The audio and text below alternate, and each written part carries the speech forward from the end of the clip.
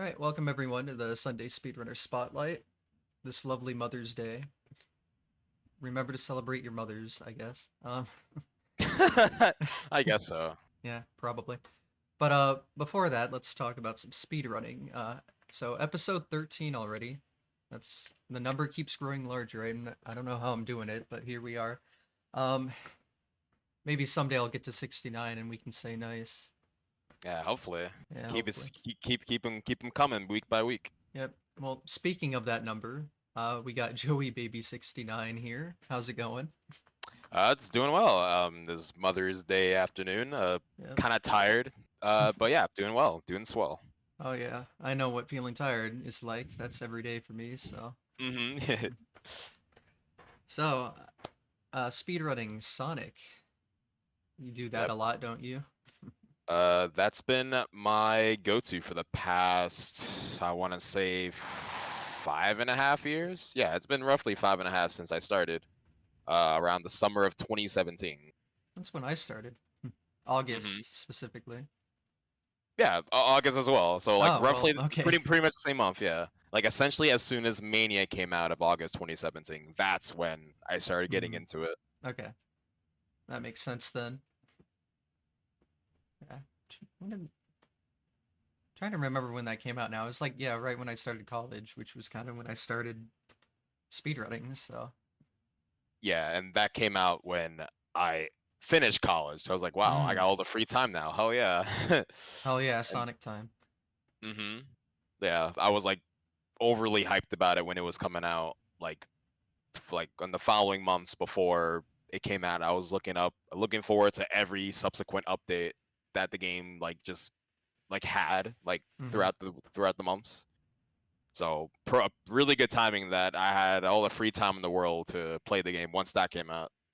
Yeah. I waited up to like 3 a.m. waiting on the Nintendo eShop channel for it to come out or whatever. I just like Perfect. sat there just waiting for that game to come out. Yep. Well, I definitely played it day one. I don't know if Hmm. I beat it right away. I think I had work that day, but yeah, I remember at least getting to Lava Reef, so I made it pretty far. But yeah, Right. it was like I'm personally not a huge 3D Sonic person, so Hmm. having like one of the games I really like the 2D classics come out after so many years, Oh yeah, for it was sure. awesome. And it lived up to the hype. It's probably the best game they've ever released. So, Oh yeah, it's fantastic. Like after, not to be, you know, everyone always like parrots the same kind of thing about like Sonic and how it is like mediocrity and all that, but hmm. it was a genuine breath of fresh air to have something that is like a very robust package come out for the franchise, and Oh Mania yeah. was definitely hit all those like check marks of like what I was looking for in a Sonic game. Like that was probably easily one of the hypest and most enjoyable launch day games I played like in recent memory. Hmm. Easily. Oh yeah, it was great. It just looked great. I mean, played great. Stages were huge, at Hmm. least in comparison. Right. They definitely like expanded to akin to like how Sonic 3 and Knuckles did their levels. It's very like Hmm. expansive. They're interconnected between the acts is great. Oh yeah, they do the little cutscenes in between, and they like added more over time and stuff. Yeah, it was like I mean, they did like add more cutscenes and little things to make it more connected in the Plus update. So there was like a Hmm. few cutscenes in the original Mania that like they kind of just like phase to black and then straight to the next level. It's like, oh, how did they get there? But but outside of that, it's like, yeah, it's a beautifully made game. Yep. My only shame is they didn't like add more to it. I know they did like the little encore thing, but that was essentially the same game. Right. Like for a more of a casual perspective, it's easy to see like it being a very big disappointment because it's just like, you know, same levels, slightly different with fresh Hmm. coat of paint and you can swap. That's essentially it. There's nothing really new to it, especially if you don't really care about Mighty and Ray, the new characters. But as a speedrun, it actually adds a lot because it's a very different game compared to the original. Because you have to like utilize what characters you have in any given situation, and there's unique glitches in the encore like setting, which makes it like a really interesting run and probably one of the more like complex runs in the Mania categories, like out of like all the ones combined. But outside of like that, yeah, it's like I hear a lot of people just not very interested of like what Plus had to offer outside of just having a physical copy finally. Mhm. But yeah, I did like enjoyed my time with it. So I haven't played the DLC. So are the levels like structured differently? Um, not very much so. Like the level layout is essentially like one to one the same, but they have like maybe some paths are blocked off. Maybe they go out of their way to add a slightly new path for uh characters like Mighty. Mighty has a hammer drop ability, which is just like a really hard ground pound to the ground. So they added like new terrain in the levels where only Mighty can break, and he goes into like somewhat different areas that no other character can access to. And Ray, I guess they made it rewarding when you have a lot airspeed and you make your way to like higher like elevation in the level and you find some more stuff there. Besides that, it's just like some things are closed off. Maybe they switch a monitor or two. Maybe rings are in different locations. And big rings for emeralds are definitely in different locations. But in terms of like the level layout, like where everything is, they're relatively the same. I think the main difference is just like being able to collect characters as you go, as like some sort of roster to uh like if you die, then you have a new player character to play with. So you essentially can play like the whole playthrough with switching between the 5 characters as you go. Mhm. Well, then I see why it maybe for a casual person it's boring, but for speedrunners it's like something very different. Makes Oh yeah, sense then. absolutely. Like the speedrun specifically, it doesn't make great use of all the characters because 2 characters comes out on top of easily the best combo, and you would only use other characters for very fringe situations. So like Tails and Ray are like the pair you see throughout the run, like 90% of the run, because they're just so good. Ray is good for a lot of quick horizontal movement, and Tails is good for vertical, and that just like blends really well into navigating through the levels and utilizing glitches, and just maneuvering through the levels is way faster with that kind of mobility. You'd only use Sonic because you're forced to use him at the start of the run, Mm. and there's like one small brief period you bring him back because Fire Shield is really good for Lava Reef, and you use Knuckles for like 1% of the run, which is just for Metallic Man is 1, and you only use him because he's the easiest character to die with. Hmm. You basically use him for death fodder to perform a boss skip, and he's just the easiest character to set it up with. So you just bring him back, you bring him into the run finally, just to kill him off like 10 seconds later. But he does have use compared to like Mighty, which is never used at all, Mm. unfortunately. That's funny how that works. Hmm. Yeah, I've seen the Mania run. I've never seen the Encore one, so that sounds interesting. Like Yeah, how for different like, it is. hmm I feel like it's a yeah. lot of flying though, since you use the two Oh, characters that fly. oh yeah. Ray is the most used character in the run because he offers the most like speed to the run. If you can maximize, if you make good use of his glide ability, like kind of like Mario World style cape, Hmm. you can get a lot of speed and you can maneuver through a lot of obstacles that would take some time for other characters to go through. And that would just he's just like a no-brainer character to use for in a scenario where you want to like go fast in encore mode. And Tail does a lot of like more slower flight sections where if it's way more vertical, because Ray can't get any kind of height at all if he has no horizontal space. So Tails is used for making up vertical locations, and he's also the easiest character to set up a glitch called partner clip, where if you stand on a corner of a wall and you call your partner in to like come back to you if they're far away from you, you can get them clipped into a ceiling and you can essentially just go up the level and go out of bounds, and Tails is just the easiest character to do it with. So you just mix and match between the scenarios you need them for, and that's essentially the run. But it's a really cool fulfilling run when all the things you need to pull off just works together. So is that partner clip like an upwarp then? Essentially, yeah. So once you get your character clipped in, you could just mass jump up until they Mm, reach okay. back to a location that's like spacious, like they're not in a wall anymore, so they can just jump off the floor and they can just maneuver where they have to go after that. I But you see. do it a lot in the run. Yeah. When you clip into a wall, I'm used to like it trying to eject you out in some way. So I guess it like Yeah, keeps yeah. you stuck in, and then your only way out is to go up, jump Yeah, your it's one way of those out. things.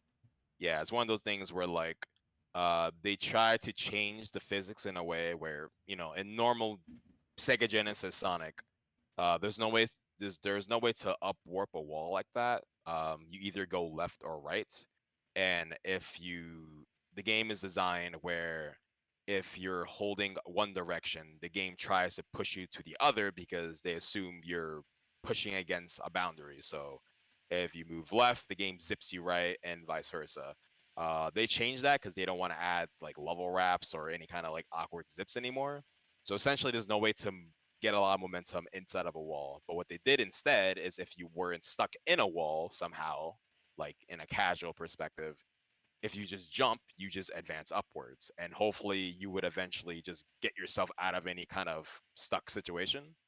So you can use that in your advantage by intentionally getting stuck in a certain piece of collision that uh where you want to go is up. If there's something that's blocked off above you that you can just somehow clip up, then you can just skip a good portion of the stage if you can set up a clip in some sort of way where you can get your partner stuck inside a ceiling, and that's used like everywhere in the run if you can get the chance to do it. Yeah, that's really cool. Mhm. So when you're up there, you can just like go right and skip everything?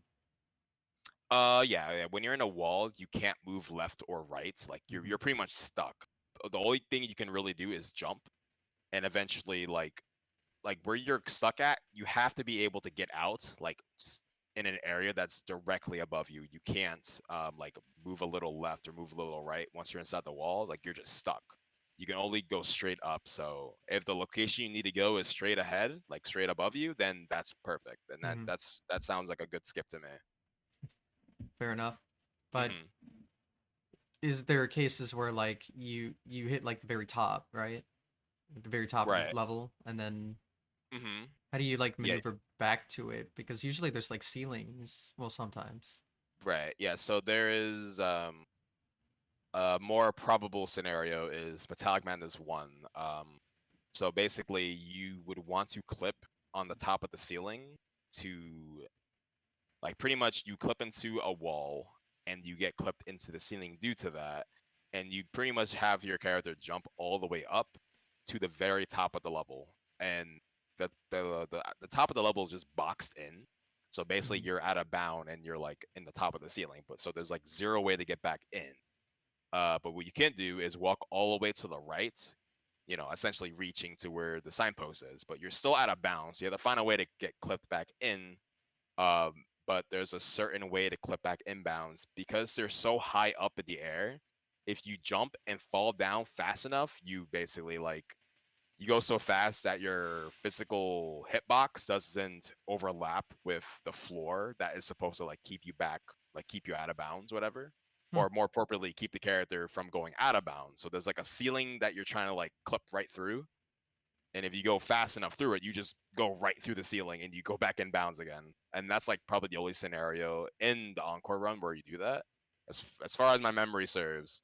But it's a big major skip, and that's the one where you kill off Knuckles. Actually, Hmm.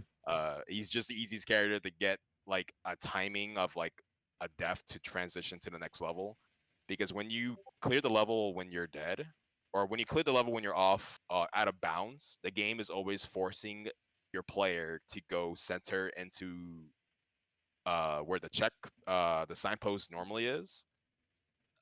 So when you clear the level out of bounds, aka you didn't clip in back in bounds correctly, the game is trying to make your character walk back to that spot. But since you're out of bounds, you essentially soft lock yourself. So you don't want that. So you have to like find a way to either clip yourself inbounds, or you time your death in a way as soon as the level transition ends. So you kill yourself once the game uh checks the flag that you beat in Act 1. So when you die, it respawns you as if like you're in Act 2. So you don't have to like worry about the risk chance, Mm-hmm. which is why Knuckles is good for that, because you can have Knuckles cling on a wall and just wait for a certain audio cue, and once you hear that cue, you just jump off the wall and die, and Mm-hmm. then you can get to Act 2 normally. And no other character does that easily because Knuckles can just stay in place in the air, like essentially like clinged on the wall. Because if you're standing on the floor when the act clear jingles, you're stuck in that little victory animation, and Knuckles can avoid that by clinging on a wall. Mm-hmm. Okay.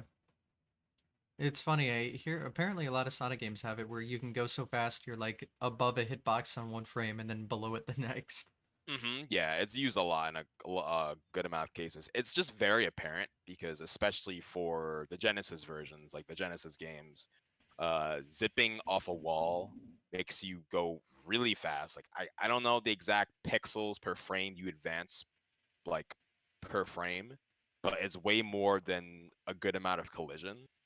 I believe like for example, how level wraps work is that, like, think of like the left boundary of a level as a wall that's, let's say, 16 pixels wide.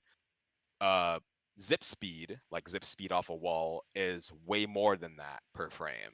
Like, you move way more than 16 pixels per frame, so you essentially want Sonic to be as close to that wall as possible, and on the next frame he just overlaps those 16 frames and the game underflows and you trigger the level wrap. So you're essentially just going way past like a physical boundary where he never overlaps like that collision, and that goes for a lot of other spots in the runs that doesn't even involve level wraps, like clipping through the floor or maybe clipping through like just other solid wall like in the level. Like, there's a lot of spots where it's done. Hmm. Yeah, I Sonic games like the 2D ones are full of zips and stuff. Something it's Hmm. like very common throughout all of them. It's very Right. unique in that way almost. No other game's quite like that. Like level wrapping, zipping everywhere. Like, I've a lot of them are, because like for a casual run or even people who just play it, without any kind of speedrunning in mind, those are things that you just generally would never come across unless you really go out of your way for it. Mm-hmm. And it really is different than what you see a normal run through of a level looks like.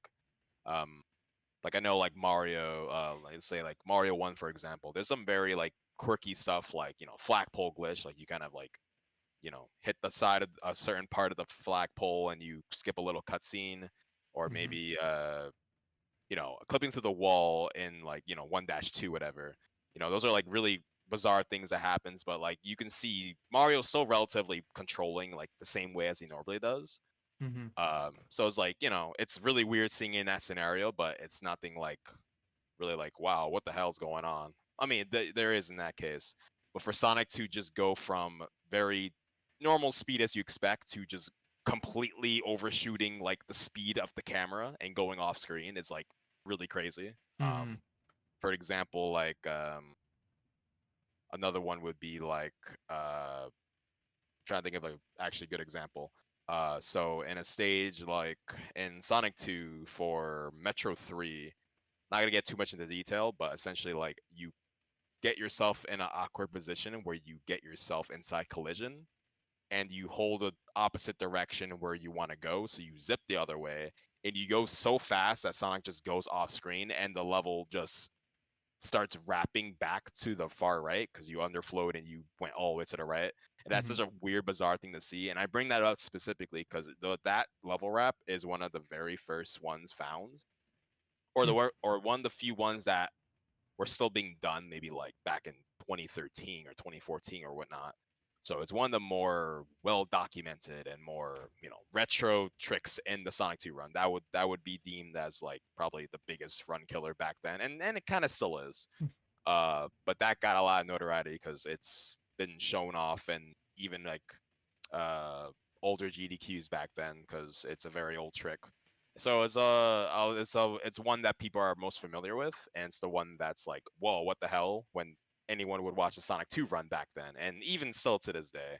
But since then, a lot more tricks has been added since then. A lot of tinkering with a couple, few members of the community these days that are trying to hyper optimize the game to a level that we didn't think was possible 5+ years ago, or even 10+ years ago, or whatnot. So it's such a weird thing to see when it all comes together, because it's just like, oh, I know Metro 1. It's that long level where you go up and down, walk through the nut, and it's up and down, back and forth. But now in the run, it's just a 27-second level where you just you just level wrap into the very end, and then the bada bing bada boom, you're done. Mm-hmm. Yeah, almost every level now is there's some sort of rap. Hmm. Almost. And it's weird. Like I remember seeing the run a few years ago, and it was only not even half of the levels. I don't think. Right. Yeah, like for Sonic 2, if I have to say, like 2013, whatever, there was probably only like 2 levels with a wrap, and that was Metro 2 and 3. Now there's like approximately like 9 to 10 levels with a level wrap. Wild. And like those are just like the ones where the screen you go off to the left and over or underflow into the right or whatever. But there were like other ones where you don't like wrap the whole level, but you still get zipped to the right and it's faster. Yeah, in some scenarios, like just based on the level design, like because how the level is designed is gonna determine whether a wrap is even possible or not. Mm-hmm. One of the more like holy grails, as I would call it, is finding a wrap for Hilltop 1. Uh, Mm-hmm. it's a really hard level, like just to get through normally, and there is a slope at the very start of the level where it's like you go up, you spin dash up the slope, and you come back down relatively fast. And if you can time a jump in a way, like once you land the slope, it looks like you go relatively fast, but you never gain enough speed to overshoot like the left boundaries, like collision, Mm-hmm. whatever, to like overlap and underflow. But we use like some debugging to see like if it is even possible to wrap this using that slope, and it is possible if you were somehow so high up to the point where you're hitting the ceiling of the level, Hmm. and you drop all the way down with all that speed, and then you can actually wrap the whole level. But there isn't any way in normal play to even get that high, so it's essentially just like um you know kind of like a what if it's possible, and it's like a afterthought. It's not something that we would see possible, but yeah, like there isn't a way to pull it off in certain levels, just depending on how the level design treats us.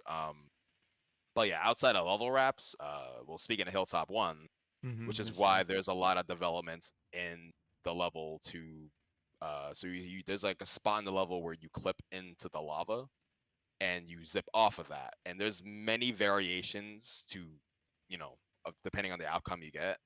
One is just getting off the wall and just being on the bottom level. And there's another variation where it's slightly faster, where you extend that zip through like the little corridor up until like you reach like the lava section in the cave. And there's the final variation where you completely exit out of that cave and bring all that momentum off like the final tube into the end of the level.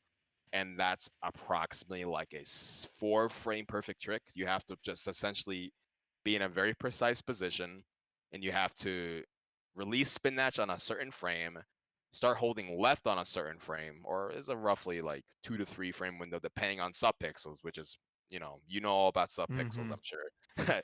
And then you jump on a frame perfect spot, and then you would have to just hope all that lines up, because there's still subpixel stuff to worry about on the very final cave section. Like once you exit out the tube, there is a slope you ride up, and you have to, that takes you to the end of the level essentially. Sometimes that slope can just completely cut off your momentum. Like you'll have Sonic run or roll into that slope, and then on the next frame, Sonic just stops and he stands still, and he like loses all momentum, and that's just subpixels. And that's happened more times than I would like to admit, in a really good pace. Just having all that momentum to lose like 5 to 6 seconds out of my control. It's really great. Hmm. Let me tell you. Of course. But yeah, like there's been a lot of optimizations to the levels that if a level wrap isn't the option, then we have to find other ways to shave up some time somehow. Hmm. Yeah. The ones I always like, the one that always confuses me, like I can see a zip and it kind of makes sense. Like, Hmm. now maybe to a casual one, but to someone who knows Right. thing or two about how glitches work usually. Like, oh yeah, yeah, if you clip into something and hold the opposite direction, go the other way. It's just in that game you have to go really fucking fast for some reason. And Right. that's funny. But I've never really understood slope glitch, like the Wing Fortress thing. Oh, And I know okay. it's like in every Sonic game, but like what is that? Yeah, so that's a thing that happens in Sonic 1, 2, 3, and Knuckles. Hmm. So essentially, when Sonic is standing on an object, so yeah, there's like normal level geometry like the floor and the wall and the slope. Those are all just normal geometry in the level. But there's also objects like rocks that are destructible or they can deload, or monitors, or in in the case I'll just refer to, or I'm going to use an example, uh, the pistons in Metro One, the one that goes up and down, Hmm. like in like 1.5 second intervals. So that's an object. So essentially, what's happening is that when Sonic is standing on an object, if you perform something in such a way where the object deloads while Sonic is still physically standing on top of it, the game doesn't know how to respond to that essentially, where it's trying to make Sonic stand on, because the game remembers like exactly like the memory address of what that object is that you're standing on. So if it's just gone, if that object's phased out, the game doesn't know what to do with that, and the game's response to that is essentially giving you a state where you can stand on in the air, but the game doesn't know if you're standing what the hell you're standing on, so it makes you in this like weird teetering formation, like you're just teetering in the air. um and for some reason that allows you to clip, uh or more specifically, wherever you're standing on, you're able to walk on that same line. So if you land on a slope, right, normally when you walk on a slope, you just walk down the slope, and if the angle of the floor changes, you start walking on that flat ground. But if you land on a slope, you keep that angle no matter what is in front of you. So if the floor starts to change in angle, Sonic still walks in that general direction and clips into the floor, Hmm. and you can use that to get inside the collision easily, which allows you to zip, and that can also result in a level wrap. So in Metro One specifically, you use that piston to get the level wrap, and by basically panning the screen down to make the screen go off screen. So you unload the piston because you make it go all the way up. And how the game or Sonic 2 works, uh every object is unloaded when they're off screen. So if you just slightly walked like to make it go off screen from the right, it ceased to exist. Like it just doesn't. It's just not there until you walk back into bringing it back like in camera. So you could manipulate that to make the screen just completely make that go off screen while you're standing on it, and you can take that into a position where it is useful. So in Metro One, you want to roll on top of a slope, so the slope kind of just drags you through the floor because it's like bringing you going. It's making you going downwards, and you can use that to get into the floor and zip off of that. But yeah, there's a lot of scenarios where that does that. Where a very subtle one in Ice Cap, you can get slope glitch by riding on a platform that you're using to break like a wall or whatever, like going down the ice cap. If you walk at a certain 4 frame window, you can pretty much like have the platform leave your feet, like it completely escapes you, but you keep the property as of like you're still standing on it when you're not, and you just get like a really awkward like setup for a slope glitch.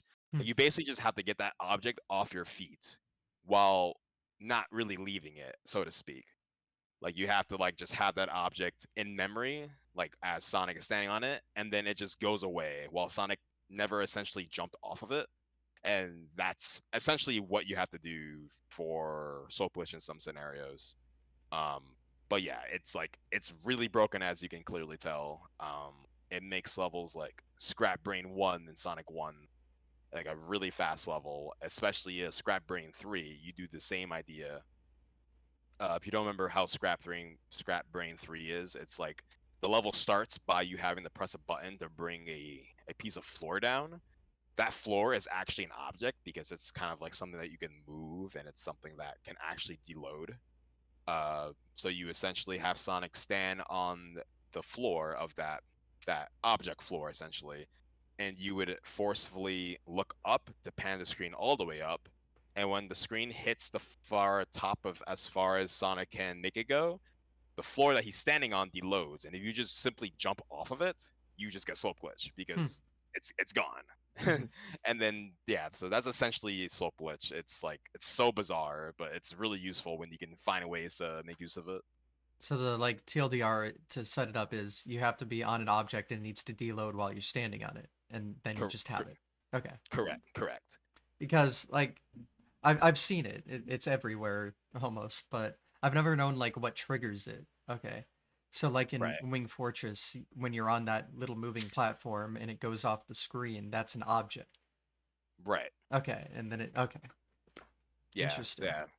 And yeah, so like in the Wing Fortress one, that's probably the easiest way to set it up because all you have to do is just stand on it and Hmm. then you get it.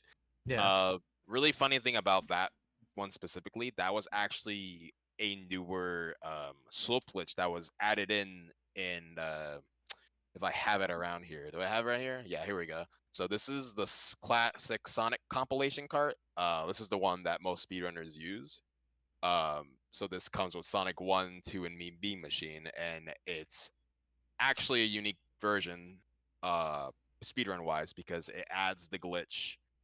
Uh, no, actually, so for Sky Chase, it's common knowledge where if you spin dash too fast off the plane, you fall because you just outrun the plane speed and you die. Hmm. So this version is meant to fix that, which it does. So if you spin dash really fast off the plane or like on the plane, you never fall off. Hmm. But for some reason, that adds a weird side effect to Wing Fortress. So I guess the plane and those platforms uses some same values or whatever. I don't know how to word it. But essentially, in the normal version of Sonic 2, if you stood on those platforms in Wing Fortress, you would just die. Once it Hmm. goes off, once it disappears, you fall. But because they made that change, it adds slope glitch for that spot, which is really nice because it's just free time save. Hmm. So it's one of the weird cases where like they try to add like a quality of life, never falling off a platform in Sky Chase, but they added a new glitch on top of that, which actually is useful in the run. So anyone who's going for like optimizing the game, this is like pretty much the version to play with. Hmm. Unfortunately, Sega doesn't do a good job at re-releasing this version. Every re-release of Sonic 2 is the original one, so you couldn't even do the Wing Fortress glitch if you wanted to, Hmm. unless you played on original console or you played on emulator to play this version specifically. Hmm. It's funny to think about. Hmm. Like, yeah, nobody talked about. So like, it's the like things that move down, and they're like little vertical conveyor belts, and they'll leave the screen. So Right. in this version, it counts as an object, and it was you were on it, and then it disappears. So it's like, oh, haha, off you It's like go. yeah, you That's know, so weird. full So does that mean like the plane is like almost treating you as the same thing?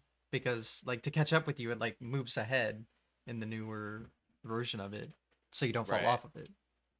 right. So what people feel like it's happening, at least this is my interpretation. Hmm.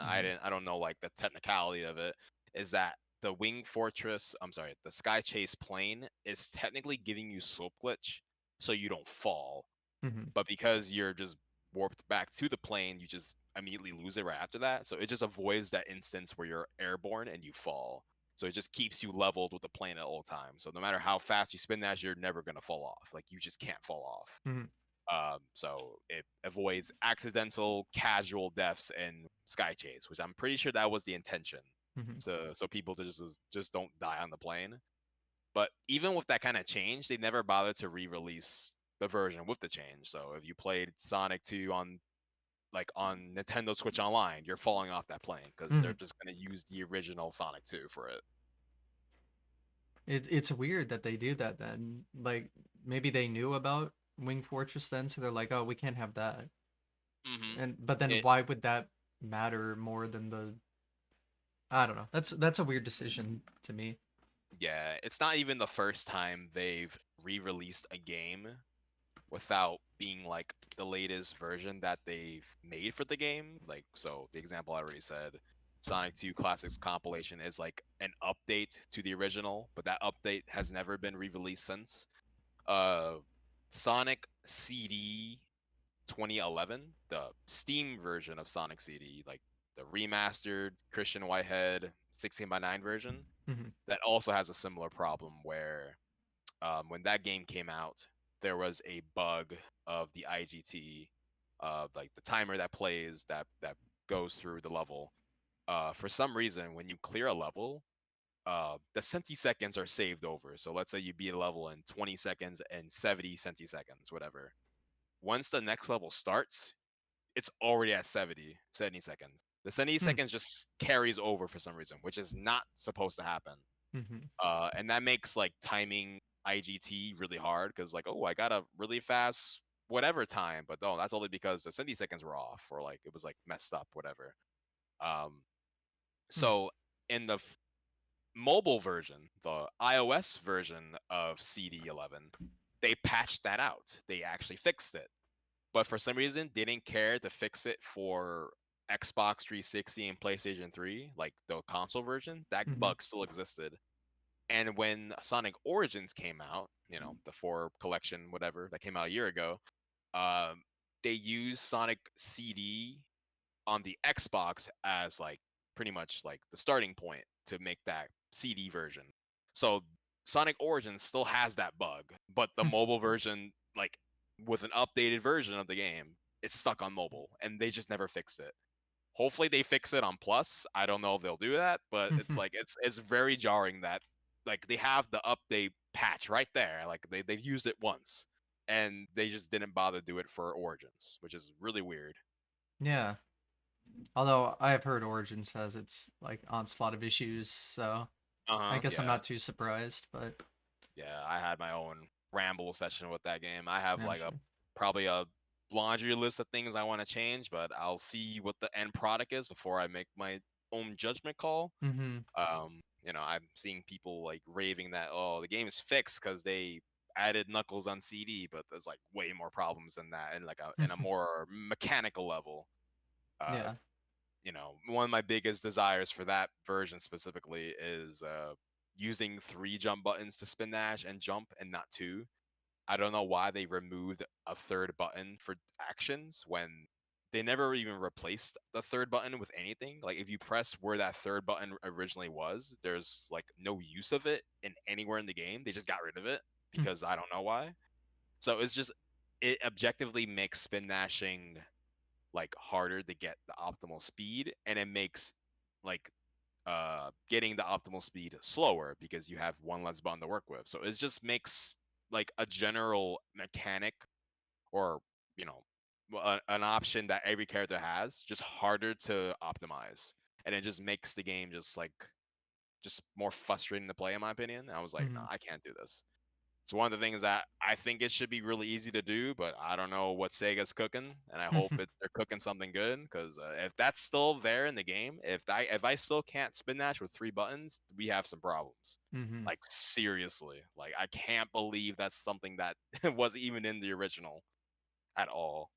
Yeah, it seems like yeah, if you're not using the button, why not? Because the original Genesis games used all three. Like, there's no reason.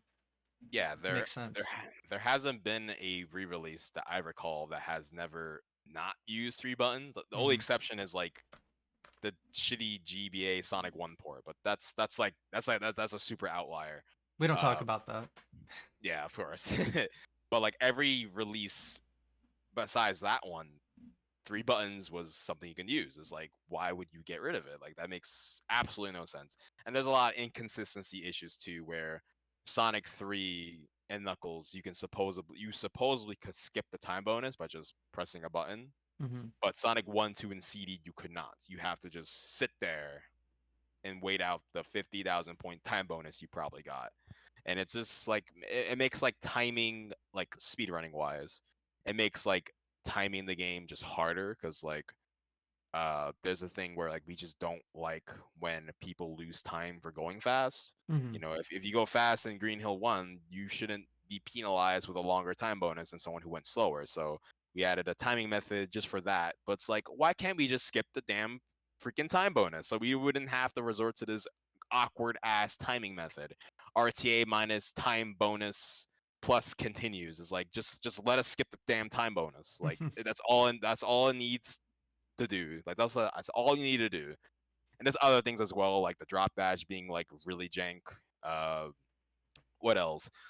You get control lock when you roll off the ground. So like if you don't know, when you jump in the air normally, like walking animation into jumping, you can move left or right in the air. Like that's perfectly fine. Mm-hmm. But when you roll and then jump, you get stuck into this airlock where you can't move left or right because you jumped off a roll. Like like whatever angle you jumped at from that initial jump, you can't influence it, and wherever you're going, you're just gonna fall wherever the game wants to put you in. Mm-hmm. So in an instance where you like spin dash and jump off that spin dash, you can't control your angle. Wherever you're going, you're going.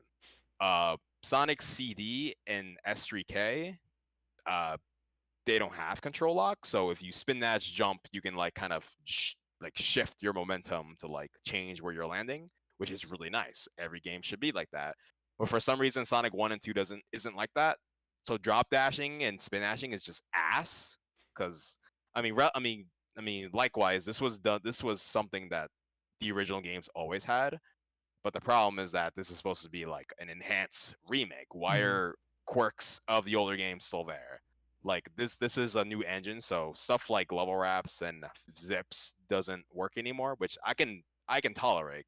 I'm already aware these are completely different engines, so certain glitches just doesn't work anymore. Mm-hmm. But if we're gonna like not have those glitches anymore, then at least get rid of the other stuff in the old games that were really bad, like control lock or I don't know, maybe a third jump button would be great to add from the originals. That'd be fantastic. But yeah, Yeah. rambling aside, have my own issues with it, but some people still don't mind it, which is perfectly fine. To Yeah. each their own. Mm-hmm. I mean, I'm sure a lot of issues like a casual person probably wouldn't notice that much. Right, But yeah, right. once you get into the speedrunning thing, it's like, oh yeah, this is so different. It's so bad. Like when Origins originally came out, like not even when the users, like the normal consumers got their hands on it, but I'm talking about like review copies, folks who got it like a week in advance. There's been a lot of reviews where they're just praising it to high heavens, like this is the ultimate compilation if you want to play the originals. Like there's no better way to play them but this version. Mm-hmm. And then when everyone else got their hands on it, or at least like most speedrunners, we're just kind of like, really? It's Hmm. like really? Like I don't know. Like I think I like 3 jump buttons. Like I don't know. I mean, there's more things than that. That's just my own gripe with it, but there's a lot of like bugs with it, and it's like, did anyone just not catch that, or maybe they? I mean, okay. Like I assume like people who reviewed the game before it came out just never had a lot of familiarity of like how the old games ran, or just a lot of more minute things that the originals had that the Origins version just didn't. Mm-hmm. So they wouldn't catch a lot of things like some loser like me would. So at least I can understand that to that regard. But besides that, a lot of people, once the game actually came out, a lot of the issues with the game became really apparent Mm-hmm. once other people got their hands on the game. Yeah. Um, I think I got the game on sale. I haven't played it yet, but it was just to have it on my Switch, so it's Yeah, portable. So I guess yeah. if I notice it, I notice it, but I haven't even played it yet. I still don't have a Genesis. It's very sad. I want one. Genesis. I don't know how much is going for these days. I know like due to real world events, things have been more pricey in the retro space, Mm-hmm. unfortunately. Oh yeah. Uh, but I'm not entirely sure what a Genesis goes for these days. I remember exclusively getting a Genesis, or at least getting a new one because I had one that didn't work. Mm-hmm. Uh, Getting a new one solely because I needed it for GDQ. So uh, when I believe it's AGDQ 2020. Yeah, so there was a Sonic 3 and Knuckles race that me and Zaxxon, another Sonic runner, we had a race for that year's GDQ. But prior to that announcement of us getting into GDQ, we both were emulator runners. Mm-hmm. We didn't had a Genesis, we didn't had a CRT. We were playing with like slight emulator input latency, and for a game like Sonic 3, at least like with the level of glitches you have to do for that game, being off by frames is really bad, Mm-hmm. especially if it's just like a timing thing. So we were like, oh god, well we need to like get get some like real hardware set up. So I waltzed into eBay, and like this was prior to COVID and all that funny stuff. But I got a Genesis for like $30+, and that was like a Wow. relatively good deal. It's like, Wow. and Yeah. when like two controls as well, I'm like, all right, I can dig it. And they came with like Sonic 2 and 3, which I mean I already had, but I was like, yeah, that's really nice. Um, and I had to get like a CRT from Craigslist. I got it for like $15 somewhere upstate New York. I had a friend help me drive there, and picked up the giant anvil to the back of the to the back of the car, and I took that away. And then I got that all set up by a month before GDQ, so this was like early December. So I had like a month to grind and learn not only like a new setup, but a new controller because I wasn't playing on Genesis control at the time. I Mm-hmm. was playing on like some weird third-party Hori controller. Like when I was on emulators, I had to learn a new controller, new like visual cues on like timing and like completely like no lag. And that was Mm-hmm. like probably the hardest experience ever because like I didn't even know how to play the game when I first like played on CRT like on stream. Like it was just an absolute like slog. I couldn't do anything, but eventually like the muscle memory came in, and yeah, I was able to like do the things I needed to do. But yeah, like transferring to console was like an experience that, well, like a transition that I don't regret at all. Like Mm-hmm. it's definitely something I prefer over emulator. I've since upgraded my setup to like, I don't play on CRT anymore. I just play on like a low latency monitor with a RetroTink. Mm-hmm. Um, but yeah, it's been a pretty good transition. Um, but yeah, recommend a Genesis if they're not too Mm-hmm. overly expensive. As Noob guys said on chat, still relatively cheap, which is good. Yeah. Things being more expensive these days is just such a turn off for retro stuff. Like for me, Yeah. Specifically, unfortunately for me, I've gotten like really like I don't know, stingy about the video and audio quality. Like you got to get this certain model, and you want to get this mod that right? makes it not sound like garbage or something. And then Hmm. the worst part is like I get EverDrives, so I don't like buy original games. It's just a lot more convenient. This is the Right. Pro for the NES one, well Famicom specifically, because I Hmm. have a modded AV Famicom. But like when I first got like an EverDrive for an NES, it was like not even $100. I thought. I think the Pro's like closer to 200 because it just does so much more. But the Mega EverDrive I'll is give you like 2 seconds. I'm still hearing though. uh the Mega EverDrive is like almost $300, and that's like yikes. Okay. So Right. it's Yeah. like that's a lot of money, and that's Hmm. before the console. And I'd want it like modded because like I went out of my way. Like I have a CRT 27 incher. It's a Oh big wow. beefy boy, yeah, but it has component. So like I'd want it Oh, that's RGB really good. modded. Yeah. Well, Genesis like I think are default that way, but they're like maybe a couple Right. issues you want modded or something. But anyway, it's all a bunch of bullshit. Like Yeah. Yeah. Yeah. yeah, people Uh, say Model 2, but I've heard like you want a Model 1 because Model 2 has some issue that you don't want or something. I don't know. It's all fucking weird, confusing bullshit. yeah. Like there's like people that can definitely notice the very minor uh benefits of like a Model 1 and Model 2. I'm not someone that knows like Hmm. that kind of like technicalities. Like I know people would say like I think Model 1 has like pretty better audio than Model 2. Don't quote me on that. Hmm. What I do know is Model 3, like the more smaller Oh, one, just sucks. has like the worst of both worlds. Like Hmm. it's as cheap as a Genesis you can get if you want it like I don't know, just to have the Genesis, but if you want like the worst options of it imaginable, then you just don't get that version. Hmm. But yeah, like the having the yeah, like the Genesis does like just support component like outright. So I bought like HD Retrovision cables Hmm. from Castlemania. I believe that's what the website's called. Yep. Yeah, and I just like got a couple of wires from that, and like boom, I was like, wow, this is some good ass Yeah. quality, whatever. Like I'm not looking for anything more than that. Honestly, it does the job done. I can see the pixels just fine, and yeah, I run on emulator. I run on EverDrive as well. Hmm. Yeah, so this is the Mega EverDrive Pro. Yeah. Uh, these days it goes for a lot more due to Hmm. like you know other world events maybe involving where Chris is the creator of the Hmm. EverDrive was located at. Since then, these used to go for like roughly $200. Now it's over Uh, $300. That's what I was yeah, saying. Like yeah, it's. it's like yeah, I think like new, not including like tax and shipping fees, is like 260. It might be even like more now. I'm not sure. I Hmm. haven't checked in a while, and I believe it has to definitely do with like making whatever is required to make like Sega CD games to play on this, Hmm. because there's just a lot more extra bells and whistles.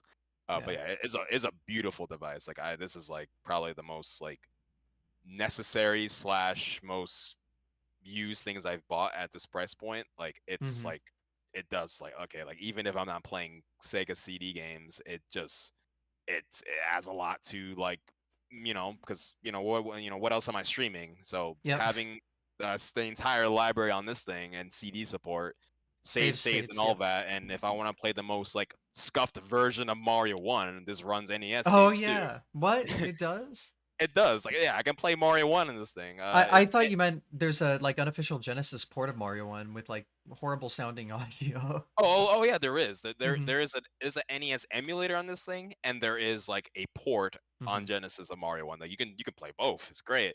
Oh I mean, yeah. I mean, it's not great, but Mm-mm. if you've ever won that itch with the most like inaccurate audio and sound quality, like in video quality, then this There you thing does go. the job. This also plays a Sega Master System, which is pretty That's cool. sick. Without the power base converter.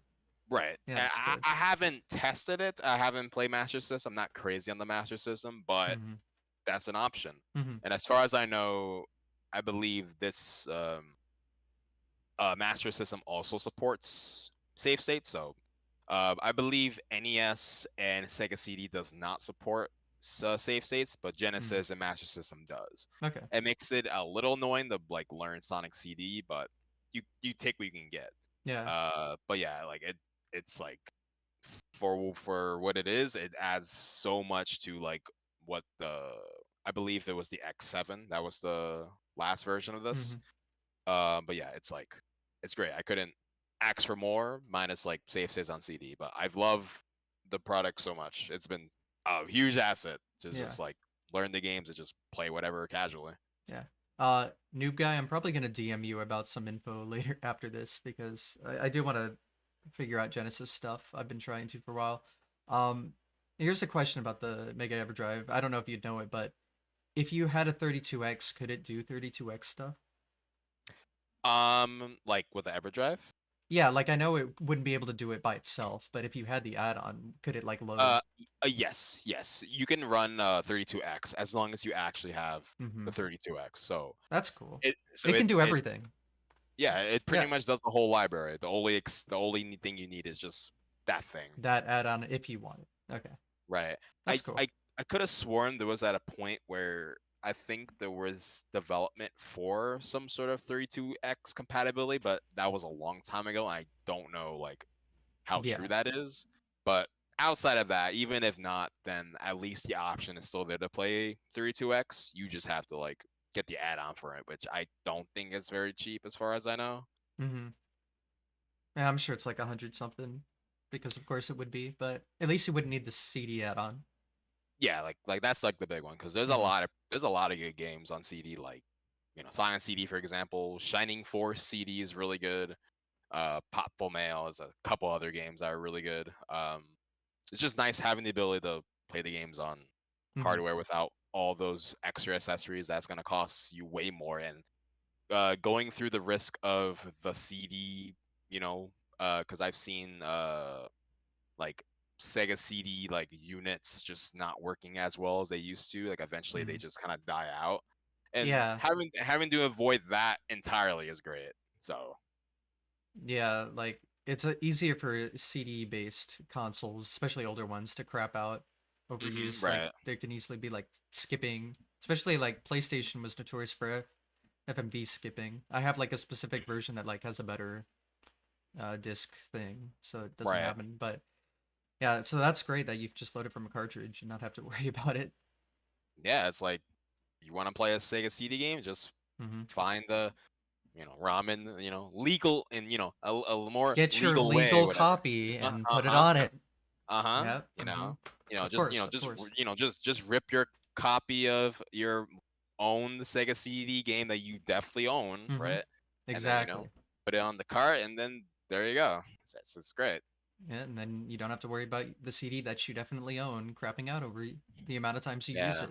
So there Uh-huh. you go. Yeah. Yeah. Speaking of like ever drives, I definitely long term like thing I'm gonna do one day that I'm going to probably just own. Like I'm gonna still have like the consoles that I own, Mm-hmm. but I'm gonna probably stick to like the game collection just being as simple as just this, right? Mm-hmm. That's Like, what I do. that's I Um, think that's just the best option, mhm. like future long term, whatever. I prefer conveniency, so I have an NES, SNES, Nintendo 64. I have EverDrives for all of them, and Yeah, that's I've only good. bought a very couple games because maybe a speed run doesn't allow EverDrive. So okay, I'll get the Right, right. game for it. It's fine. But yeah, Yeah. I'm someone who prefers conveniency. I don't care about having a collection or anything. I just like, I like having the original hardware. If I want to play a game, oh, I can have this thing that just has it all right there. Perfect. I Right. don't I don't need a giant ass collection. So Yeah. yeah, Yeah. definitely how I feel. Yeah, that's what I've been doing. I own the Sega Genesis. I have an SNES one somewhere there. Hmm. I don't feel like finding it, Yeah, and I have the there it 64 one. is. Yep, yep, yep. But like for stuff like I also want to get like a Saturn one day, Mm. long term future kind of thing. So I know there's like ways to like just flash your games, whatever, like off like an I don't know like the process, but I know like you can just essentially get all the games on Saturn unit using creative liberties, shall we Yes, of say. course. And that's something that would be cool. Like it makes like I know just getting a Saturn and the extra tinkering to make it run any game you want, pricey, but it'll always be less pricey than actually like getting games for it. Hmm. So it makes stomaching like a new console not as bad if that's the route you want to go for. Yeah, uh, I've been also willing to do that for GameCube. I just haven't got around to like hard like modifying my GameCube yet. yeah, But yeah, I think like once that's all sorted out, that's like kind of how I would like to envision my game collection just being. Like, I have consoles, great.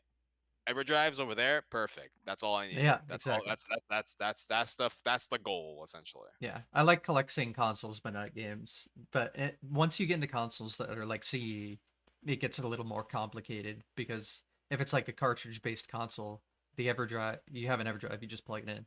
But Right. I picked up a PlayStation 1 more recently, but if I want to like have like some sort of flashcard thing, I had to specifically get one with a parallel port. You have to do a mod to make it work. And then there's like some other option that like almost emulates discs, but that's like $300 and is also a mod. Right. So it's like, oh my god, Just what? extra added onto it. Yeah. Jesus, I don't even. I've never really even played PlayStation. I don't even know if it's really what I want to do. I don't know. So yeah, Yeah. that's why I love EverDrive. So easy.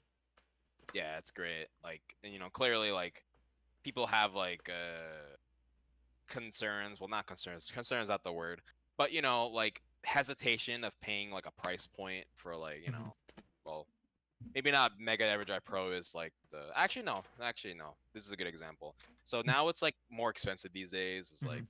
260, probably more, roughly around that ballpark. That's a lot for a singular cartridge or like a game, whatever. That's surely not a lot of money. But when you consider the fact, like let's exclude playing on an emulator for a second. Let's talk about just owning and playing on an original hardware. Hmm. Having the whole collection of Genesis slash Master System slash NES, if you care about inaccuracies, CD and 32X, excluding getting the add-on for that in Hmm. like one little piece of tech, like that's a lot bang for your buck if you just want to like actually explore the entire library of what the Genesis had to offer at the time. Hmm. And yeah, that's just a lot to it. And same goes for like N64. I know Hmm. there's like lesser games in the library compared to this, but it's also like not as expensive as getting this version. Hmm. And I'm sure same goes for like NES and Super Nintendo and any other ever drives that exist. And Hmm. same goes for like more different ways, like like using Swiss for playing GameCube games, like on like a SD card, Hmm. or same thing for the Wii is all that. Like the setup does cost money clearly, but Yeah, of course. once it all comes together, it's like, I can play this game that would have cost me way more than it took to set up because this game is so rare. I can just play it like Hmm. because I did all this, right? Yeah. Uh, there's a game called Crusader of Senti on Sega Genesis. It's Hmm. an RPG that came out pretty late on the Genesis life cycle. Secondhand, it costs like $1,000 loose. Hmm. like a thousand smackaroos. So it's like, do I play Senti for $1,000 for one game, or do I just pay 200 play it on this? Yeah. It's a no brainer, I think. It's great for like game preservation and I Right, mean for it's sure. like and must have for speedrunners with the save state functionality and everything. It's great. And Yeah. then you can load like practice ROMs, ROM hacks and all that. And that's all Right. great. Perfect too. Yeah. Yeah. You know And the Nintendo 64 one has an NES emulator as well. And that's even worse because, Nintendo 64 is usually 30 FPS. So oh, really? it it is a choppy broken mess. But the fun part is if you use a original controller, it has the stick and the D-pad. hmm You can do left plus right. Oh, that's funny. It's funny. I guess you can also do like some like category extension analog percent. Like you have to play Oh, on like, I got a sub 5 on the stick oh boy. 4 years ago. Of course I did. And the frame rate's bad. So like it was I think like an SMB1 I got like a 459.9 real time. Mhm. If I played on an NES it was like a mid 458. Like you That's lose a that's ton of funny. time. So Does yeah, that wouldn't like recommend it, but does that make certain tricks I don't know if it works that way, but does it make like certain tricks like easier? Not in an execution kind of way, but like since it's only processing like half of the frames, like 30 FPS, does it make it where like Mario doesn't exist in between the frames? So like if you want to no, clip I into think it's running it. It's just not displaying it. okay, Because okay. like in So Mario 64 like it's running at maybe even like 120. I think there's like quarter frames or something. I'm not entirely sure. I'm not like an expert. But mhm. it only displays at 30 FPS. Yeah, But yeah. like it's running in the background better. So I think it's just that like it's running perfectly fine. It's just not displaying very well. Right. So you Okay, can okay. still do everything.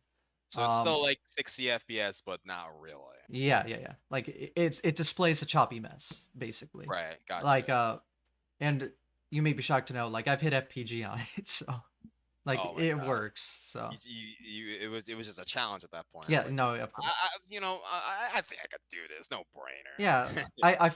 it was when I first got it, and I was just like, "What's some dumb shit I can do with this?" So I Right. did some dumb shit with it, but yeah, wouldn't recommend it. But I thought what you were going was like, since synthetically playing it slow motion, is it easier? Because if you Yeah. played a 458, but it was 459, that means playing slow motion. hmm Uh, so I had like an answer brewing up for that, and that wasn't the question, but just so I can get it off my chest. Technically, yes, and that's why when you play on like WeVC runs at 60 flat and the original runs at 60.09, you Right. don't convert the time because technically, not really, but technically you're playing in slow motion, so technically it's easier. hmm So Right. I just hear that argument a lot, and that's like the reasoning why. Right. Yeah, so like Genesis plays it like, well, I don't know how accurate the frame rate. I'm guessing is Genesis frame rate, which is 59.94 frames a second. So it's still Hmm. slightly slower than NES, but I mean, at least it's not 30. It also suffers like with horrible like audio emulation, but as far as like running the game goes, it runs really fine. Like it runs like perfectly. Just Hmm. sounds bad. It just sounds bad. That's all. Oh. Um, I actually did like this was like a joke I did some months ago, where me and a me and another Sonic runner, Yandis, we were both like racing Mario 1 on Hmm. Genesis, and we were just like, let's see what time we get. And we both suck ass. Like we try to do it, flagpole glitch. We couldn't do it for jack Oh shit. well, no, don't do that. We were like, okay, screw it. And then can't remember other things we tried to do, but yeah, we didn't do like the 4-2, the wrong warp on the pipe on the right. Hmm. We waltz our way up to Divine. the line and all that. So like, it was fun, it was dumb. I try to do like a kind of joke run of it. I probably have it somewhere. So like, let's say, okay, so like I didn't want people to knew this was me, so I made like a stupid joke run of a Mario 1, and it's like the most like a hogwash stuff you can ever see. I'll probably post it on your chat here. So this is the run Oh. on a completely different YouTube channel called Little Timmy Gaming 123. That's my gameplay, and I intentionally made it look like garbage. Uh, and it's like a bad webcam angled with like the bad audio quality, and I have like something obscuring the TV screen, and I had like sound effects in the run to like, I don't know, I just did a bunch of dumb stuff, and it's like I found it really fun, like just to joke about it. Hiya gamers, Timmy here. I beaten Mario Bros in an insane 5 minutes. Wow. And Yeah. it says STA run verified, no cheating. Uh-huh. See, it's SCA verified. You Of can see it right there. course. Yeah, it's right Uh-huh. there. Yeah, and Channel 3 verified. I played on authentic CRT, of course. Channel 3, no Channel 4. And, it's Uh all proven by just a scrolling text I implemented on OBS. yeah. Okay, I have wow, 130 views. That's pretty impressive. Yeah, yeah, I don't know. I don't know I how. have to read the rest of this because it gets good. So, okay, this was November of last year. Like, favorite, and subscribe, of course. And then Mm-hmm. hashtag classic, hashtag retro, hashtag nostalgia, hashtag Mario, hashtag gaming, hashtag speedrun, hashtag speed demos archive, hashtag Andrew Andrew G. G. Hell yeah. Mm-hmm. Incredible stuff. Little funny bits just to add a little flair to the run. So skip to like let's see, 2 minutes and Uh, like pretty much where I go for the vine clip, and I'm like, oh gee whiz, this controller's in the way, and I get that bad boy out of here so I can have a good okay. clear picture of my speedrun or whatever. I'll watch it after this. Okay, yeah. I need to laugh at it. Yeah. Anyone who's in this chat can glance at it later and it's like, yeah, it's a sight to behold. I just want to like do it because for fun. Maybe I'll make like a pinned comment on the YouTube video, linking Hmm. it to. It's just funny. But yeah, if I ever get a Genesis in the thing, I'll definitely do some speed runs as a joke. I feel like that's what I do when I get new Yeah, EverDrives. That's like my way to yeah. test it. I didn't know it had an NES emulator. I just thought the Nintendo 64 one did, and I can already tell you that one is not great. Hmm. So that's funny. Yeah, yeah. The Genesis one's great, just audio issues. I guess after hearing about the N64 one, I guess like it's The actually Nintendo not that bad. 64 one sounds good. It just looks awful. Right. Yeah, that's why I did. So I also did like really like not in a meme way, but me and Yandis, we also like kind of dabbled with like 16 star for shits and giggles because like Hmm. I don't know, I have like my N64 EverDrive. I had like well that's not it. I Hmm. had like the 64 EverDrive. I had like the little practice patch. I even also went out my way to like fix a controller to add like a it doesn't like wiggle as much. So I was like, oh, I have a Okay. pretty decent controller. It's like I'm like more incentivized to kind of see what I can do with that. So me and Yandes, he played on emulator, but I played on real hardware. So I was like, oh, let me dabble with this.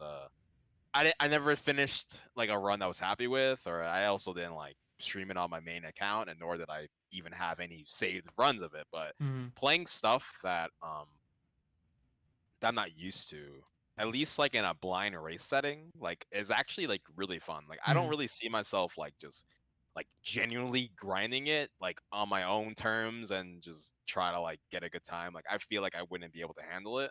Like I just like it's just not the game for me per se. But when it's in a setting where I just kind of don't care and I'm just doing it for fun, and if someone's suffering with me, then it's like, yeah, I can like kind of play whatever game as long as like the conditions are met. Like if I wanna, hey, you wanna do Mario 3 Warpless Mm-hmm. or whatever, it's like, all right, I can do it. I won't do good at it, but I can do it. Yeah. Especially if like someone else is doing it with me, it's great. I got my fancy blue one, Ultra EverDrive. I have like a blue console, blue controller. It all looks nice. Oh, that's cool. Yeah. Yeah. Um, yeah, blind races used to be like a really big thing on like uh SRL back in the day, but you don't really see it anymore. It's kind of a shame because I feel like I enjoy stuff like that. Yeah, I missed out on a bit of that as Mm-hmm. well. I know there's some they don't do it much anymore, but at a time, there's like a little group I'm with, like other Sega Genesis runners, not Sonic specifically, but folks Mm-hmm. that more enthusiastic of like the Genesis library. They do a lot of blind races of other games, N64, NES, PlayStation 2, whatever. Like they just go crazy with whatever game they play, and that's also like how I found out about other games, whatever play. Um, I focus on like Sonic like almost 90% of the time, but I also like completely play a different type of game. So I also play a game on N64 called Mischief Makers. Mm-hmm. And I only found out, or at least I gained interest in running it due to like a blind race someone had. And it's like, wow, this game is funner than I remembered. I want to give it a shot, whatever. Um, but yeah, like just like little things like that just gets me interested in like, playing stuff that I didn't think I was even going to play. Blind races helps that, whether I'm participating in it or just like watching in the sidelines. Like I think like that's like a cool way to like learn new things of stuff that you would even like play otherwise. Mm-hmm. Definitely. And then having all the hardware for it helps too, finding random Oh yeah, garbage. So, yeah, like that's more of an incentive as well. Like, oh, mm-hmm. okay, like my duty here is to find a Japanese version because of course it has to be faster. Of course. And when I got it, it's Mission Makers is a really inexpensive game, which is really surprising for like a company that has like a lot of games that are relatively rare these days, like Treasure. I know like stuff like Ikaruga. They made Ikaruga. They made Gunstar Heroes. Alien Soldier for Genesis is a really expensive game. It might be like $300. Um, but they also make a game like Mischief Maker, and it's like I believe you can get it right now, like the NTSC card, maybe like $30 or something. It's actually not that expensive as surprised as I was. I thought it was gonna be a lot more, like because I don't know. I thought like it was a more niche, not as well known game, and they tend to go for a lot. Um, and when I bought the Japanese version, it was like maybe less than $10. I don't know how they are now, but when I got them, it's like wow, that was not expensive at all. Like as I was thinking it was going to be. Mm-hmm. Oh, yeah, something I forgot to bring up. You said you had like a SNES, right? Yes. Do you have an SD to SNES then? Like the I don't know what the like you mean like the name of the EverDrive? Yeah. Maybe I it's think it like was FX Pack now. FX Pack. Yeah, Okay, yeah, I that's forget yeah. they replaced the name. Bought mine. You know that actually has Super Game Boy 2 support, so you can Oh, play the does it? entire Game Boy library just on it. Oh, that's sick. And How much it's how much does that go for? uh what how much does the EverDrive go for? The the Game Boy player, Super Game Boy. Oh, no, you don't need it. Oh, you could just play it. Mm-hmm. Oh, It okay. it All uh, right. it runs the Super Game Boy 2 on it now. Like Oh shoot. you Okay. don't need it. And the good thing is so the Super Game Boy 1 was released in the US and it was at the wrong frame rate. So like the Mhm, music was pitched incorrectly. It ran slightly faster, I think it was. mhm. Um the Super Game Boy 2 was Game Boy, like normal, but it never Right. came out of Japan. But all FX packs, if you have the right like firmware, I think, it just runs the Super Game Boy 2. If you load a Game Boy ROM, it'll be like, oh, Super Game Boy 2. Enjoy. You don't need Oh, it. It's oh shit, great. that's sick. So So if you like, have that, you have the Game Boy library too. If you didn't oh, know. and I reckon like because of the accessibility, it's I want to guess like that's allowed in like most like SRC leaderboards because like I ran Mario Land 2 on it for a challenge, and I think they had to like add it as an option, but they did. So okay, yes, at least in that situation, yes. But like so it, I was able to load like ROM hacks through it. I know Game Boy Color doesn't work because technically it's like different hardware. But okay, like some games are like Super Game Boy enhanced. So they'll like right, have some fancy ass border and it'll be in color, like a custom color palette. hmm, That it recognizes that on its own. So if you have the right one, it's like, oh, Super Game Boy enhanced version. There it is. right, right. It's so yeah, if you have it, you have all the Game Boy games. If little known fact, I guess. That's sick. I Yeah. also have like the Game Boy Player for Yeah. GameCube, but unfortunately, like I've heard like it's not even like it has its own problems. Like the brightness is not great. There's like slightly like more input latency. And there's one more thing. I think like the picture is not as crisp. There's something called the Game Boy interface, which is like just a pretty much the Game Boy player, but just way better. It's like you just like soft mod your GameCube, and you essentially just like get Hmm. like a more authentic, better experience to play games with that like with that accessory. Yeah. Uh, I've but wanted to like get a yeah, GameCube just for the Game Boy player, or I guess what you're right, talking about, because again, like the Super Game Boy can only do Game Boy original. So I don't have right, anything that can do color or advance. So it'd be nice to right. get something. And I don't have a GameCube. That's the only Nintendo home console I don't own other than the Wii U. I sold mine because I don't give a shit about it. But Yeah, yeah.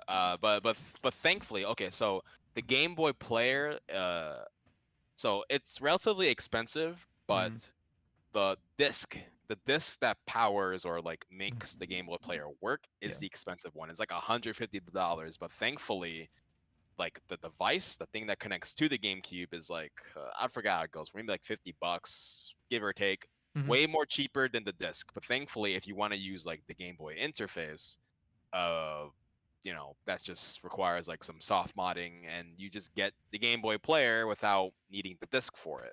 That's Uh, nice. I think like I don't know if like all like mods to make the disc work like is done with like every like method to make it work, whatever. Because I know like when I was first learning about it, basically they make the Game Boy Player. It tricks the Game Boy Player where if you have like the like any of these specific games, it will treat it as of like a Game Boy Player disc. Hmm. Like I know like if you have like a copy of uh Mario Sunshine or Wind Waker or Thousand Year Door, you could just make it like, oh, if you own those games, then that's essentially a Game Boy Player at that point. Hmm. So you don't have to spend $150+ for a disc that you can just replicate by just playing one of your own discs that you probably have. Hmm. So you get like a way better Game Boy player on, playing Game Boy, Game Boy Color, Game Boy Advance on your screen with good good clarity, like good visual clarity and like better like less input lag, and yeah, it's just like just way better all around. Like I wouldn't be able to tell. I'm not like Hmm. like I don't play like Game Boy games like that. So people who are like really into it could probably tell those differences. So Hmm. I still don't mind the Game Boy player that I have now, but obviously like it's something I want to do in the future because it's like objectively like an improved way to play the games, Hmm. and like Game Boy games on the big screen is really good. Well, can I just say this is fantastic news? I didn't know any of this. I was Yeah, like, oh, like I need the Game Boy player. I need the fucking disc. I need to buy a GameCube. I don't have one. yeah, like the only things you need is well the GameCube obviously, Hmm. the bottom piece of like to make the games work, and then whatever a little additional things just to make your GameCube like moddable. Hmm. I haven't done it. I know Noob Guy's like kind of like tinkering with that, or he's already has actually done a lot of tinkering with it. So Noob Guy is the guy you want to go to if you want to like learn a little more of the ins and outs and all that. But Got it. yeah, like once you got the SC card and maybe like and all that, you can just play whatever you want. Game Boy, Game Boy Color, Game Boy Advance, GameCube. Like that's a Mm-hmm. big library for like one little machine, you know? Oh yeah. Wow. Just GameCube and all the Game Boys. It's Mm-hmm. nice. And I mean, I can already do the Game Boy on the Super Nintendo. Like that works perfectly fine. But yeah, Right. especially Game Boy Mhm. Advance, that'd look a lot nicer on Oh that. yeah. Game Boy Advance is so good. Like Hmm. the library is really That great. that's a library I've never really touched, so Yeah. I don't know I much about it. yeah, I think like same thing with Game Boy as well. There's certain games where like having the ROM isn't enough. Like I know Kirby Tilt and Tumble, like You I need don't to know tilt the device to right, play that. like I don't know if like the Game Boy no well, I doubt like the FF the uh FK pack, whatever it's called, the Super Yeah. Nintendo Everdrive has like accelerometers. I really doubt it. No. But it's like one of those instances where like having like a machine that's dedicated to like actually accept Game Boy like carts and all that, because the same thing happens for like Game Boy Advance, like WarioWare, what's it called, WarioWare Twisted, where you actually have to like move the Mm-hmm. game whatever. And I don't think the EverDrive Mini, which is like the Game Boy Advance one, has accelerometers. I'm not entirely sure. Don't quote me on that. But it does like lose you a very small like amount of games on the GBA. And I think there's one other random RPG on the GBA where it's solar powered. So Mm. it's like you have to actually be in the sunlight to make the game like I haven't played the game, but basically like there's like a meter that builds up if you're in the sun, and it allows you to do certain actions when you have said meter. So playing it with Mm. no meter means like you just can't play the game or whatever, or you can't do certain things. So I don't know how the game works around that. I know for emulators, they like there's like a thing you can like tweak where you could just kind of just forcefully give yourself like max like solar meter or something, Mm. so you could do things in the game. But like on real hardware, it's like you either have sunlight or you have like maybe like a lamp that kind of like mimics having sunlight or whatever, and you do what you have to do with that. But it's really weird how certain games just like it needs like a little extra bells and whistles to even be ran properly. Mm-hmm. Yeah, that's interesting. I Sunlight.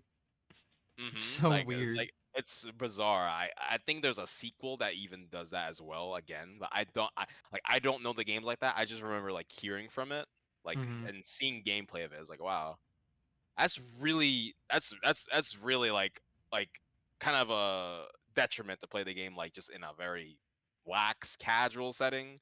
Like, Mm. do I have to be outside? Do I have to like only play in the morning? Like, I don't know the stipulations. I don't know like the limitations of how much sunlight you need. Like, I don't know if like a lamp does all the job, but I believe like yeah, like sunlight, like raw sunlight generates more like solar in your game or something. I don't know. It's really weird. It sounds weird. I've definitely never heard anything quite like that. Hmm. Hmm. I'm just Yeah, it's like really imagining bizarre. it. Well, I think I've learned everything I needed to about old consoles now. I know who to Hmm. talk to about everything. Right. Cause yeah. Yeah. I recently actually bought a 3DS new, like almost $300, but it's like it was a new Nintendo 3DS. I've never had an XL. I've never had an XL or a new line. And it's the Right. Right. Galaxy one. Looks really cool. I modded Hmm. the hell out of it already. Very nice. Oh yeah, it's So definitely it's that's definitely DS good and now. 3DS for me. So Right. now, That's yeah. definitely good now for like the eShop closing down and all that. hmm There's an application that you can like install anything that was on the eShop for free. Oh yeah, I heard. It's like H H Shop. I Shop, forget the name that's of it. it. Yeah, yeah, yeah. I That haven't is gotten super around. good. I haven't gone around to doing that, but it's just little birdie told me it's really easy to hack your 3DS. Oh, I've heard it so many times. I'm willing to take their word for it, I guess. Especially Yeah. since I've heard it like only 20 times. Hmm. Oh yeah. It is. I can confirm. I did the process. I mean, Nintendo's not listening. I'm sure it's fine. Mhm. But yeah, it's the only thing that's hard is like DS stuff because like the 3DS goes into like a different mode to load DS things. Oh, okay. So like there's a way to like capture your footage through like the Wi-Fi. Like you don't need a capture card for your 3DS now. Oh, really? Yeah, I tried it. It works. My Wi-Fi sucks, so it doesn't work very well, but it works. But you can't do DS because it boots into this different thing and doesn't utilize the 3DS at that point, so it can't capture it that same way. And then Right. like you're limited to certain amount of DSiWare because there's like some hard lock on the 3DS for some reason because Nintendo's very smart. So I don't know. That Oh, gets okay. confusing, but for all 3DS stuff, oh, that's awesome stuff. So No, but that's crazy. Like have like it's pretty much as a free capture card, just yeah, Wi-Fi. um, That's sick. That's yeah, actually because really sick. 3DS capture cards are fucking brutally expensive, Uh-huh. Yep. You have to like send your console in and it's like I and don't I know, don't like even know 30 if the grand. new XLs can even do it or something. Maybe it's like certain versions only, but yeah, I captured it. I'll show it Yeah. off just because it looks sick. There it is. Oh yeah, of course. Show off the wonderful full collection on that little beast there. Hell yeah. Yeah, I won't turn it on, but and I can't like show how the capture works, but I've always wanted the Galaxy one because I love its color scheme and the thing. Yeah, it looks great. Oh yeah, and Yeah. then like you can get custom themes on the home screen. So I have this nice like I don't know, almost like retro vaporwave kind of thing, and it plays home music, like Summoning Mhm. Salt. Right. It's funny. You gotta have it. I own the red one. It's like when the 3DS new 3DS XL first came out, so it's just Mm. like the flat red one. It's actually really nice. What's not really nice is that actually recently, maybe like this month or last month, I accidentally dropped it, and Mm. then the worst thing ever happened, and it was the top screen that like cracked. Mm-hmm. So, and I think like the top bezel or like the top screen is like probably the last thing you take out during a breakdown, like a teardown. So Mm-hmm. I'm like, well, fuck. So it's either I learn how to tear this bad boy down all the way through and put it back together, or pay someone else to do it. Which I'm not looking for that option. Mm. Uh, Getting a top screen 3DS like for new 3DS XLs like 30, $40, whatever. So it's like, okay, like if it costs like that much to fix it, then that's fine. But it's like I would hate myself if I kind of screw up the process of like opening it up and Mm-hmm. it's like, oh shit, where does that go again? Oh wow, I kind of pulled that ribbon cable a little too far there. Oh god damn it, or whatever. It's like Mm-hmm.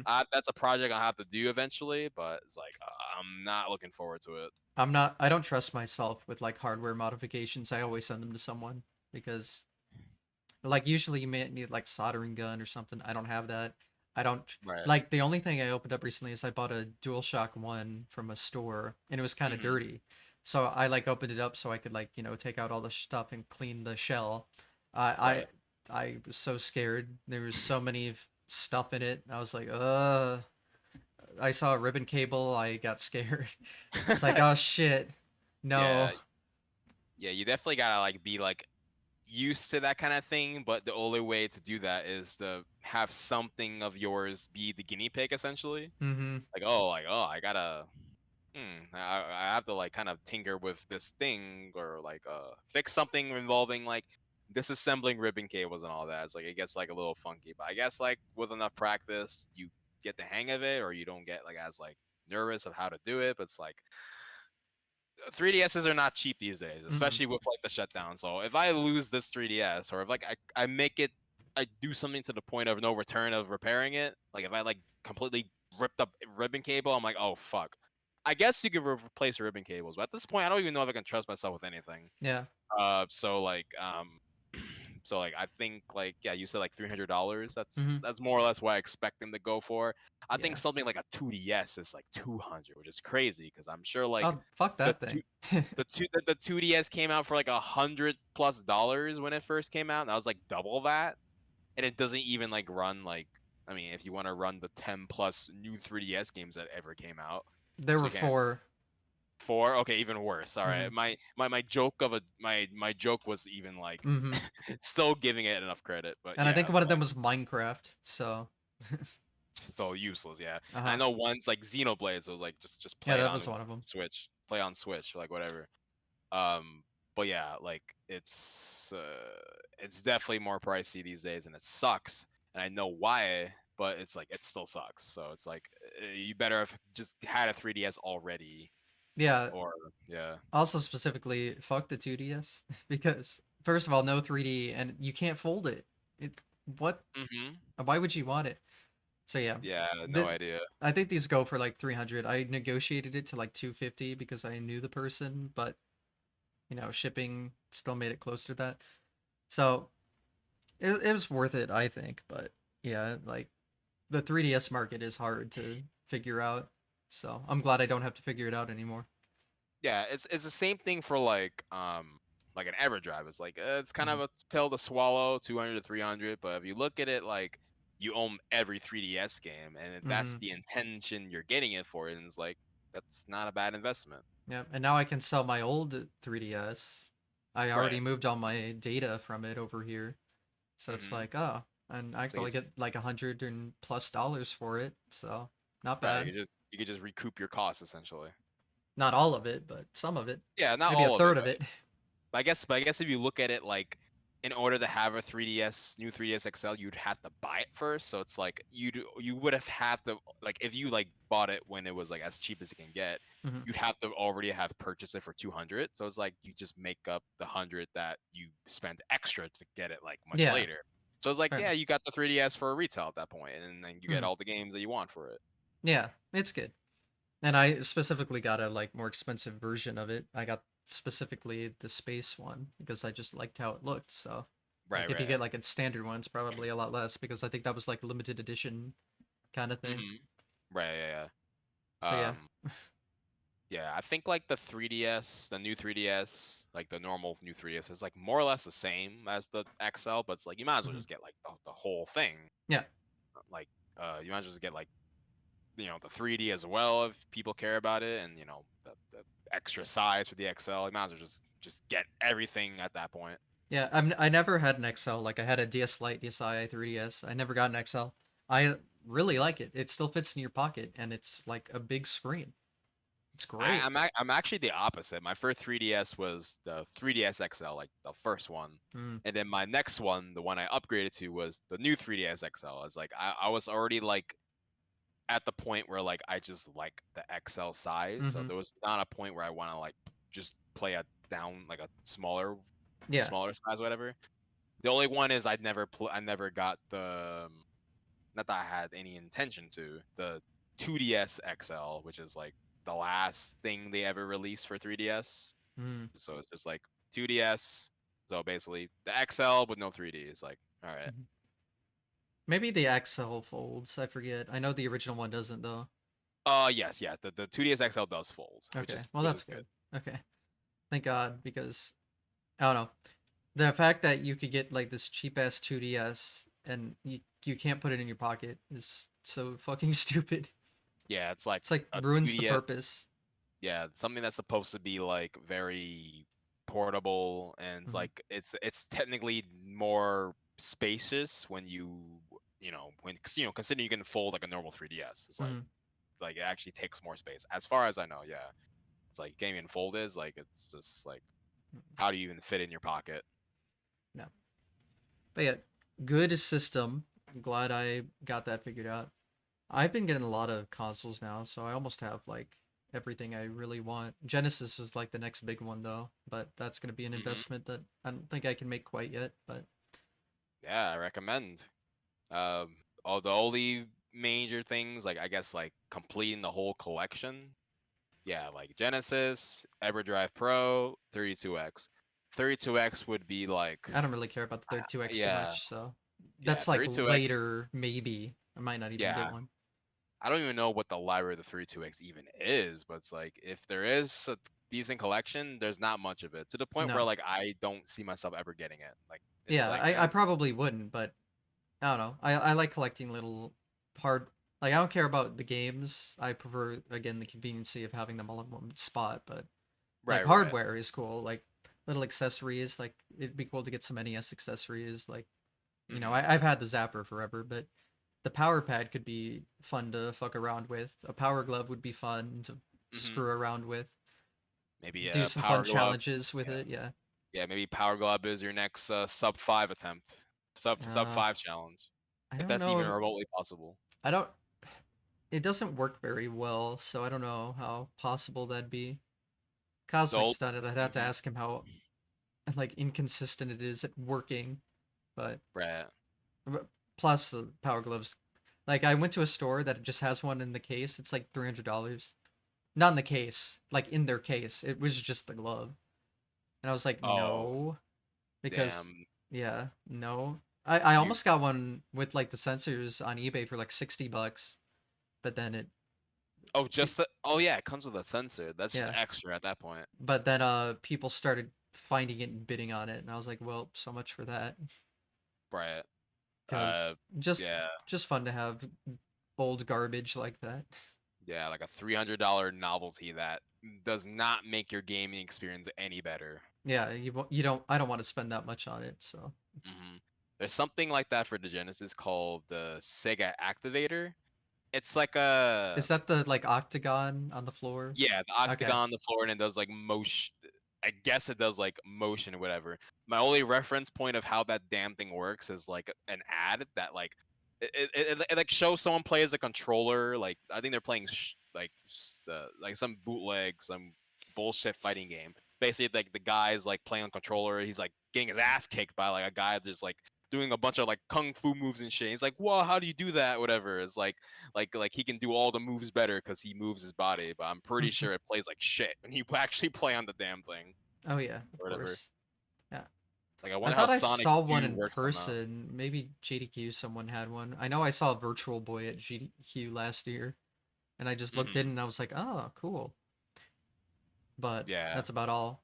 I mean, funnily enough, if I want to play Virtual Boy, I have a Oculus Quest 2, and there's an emulator for it.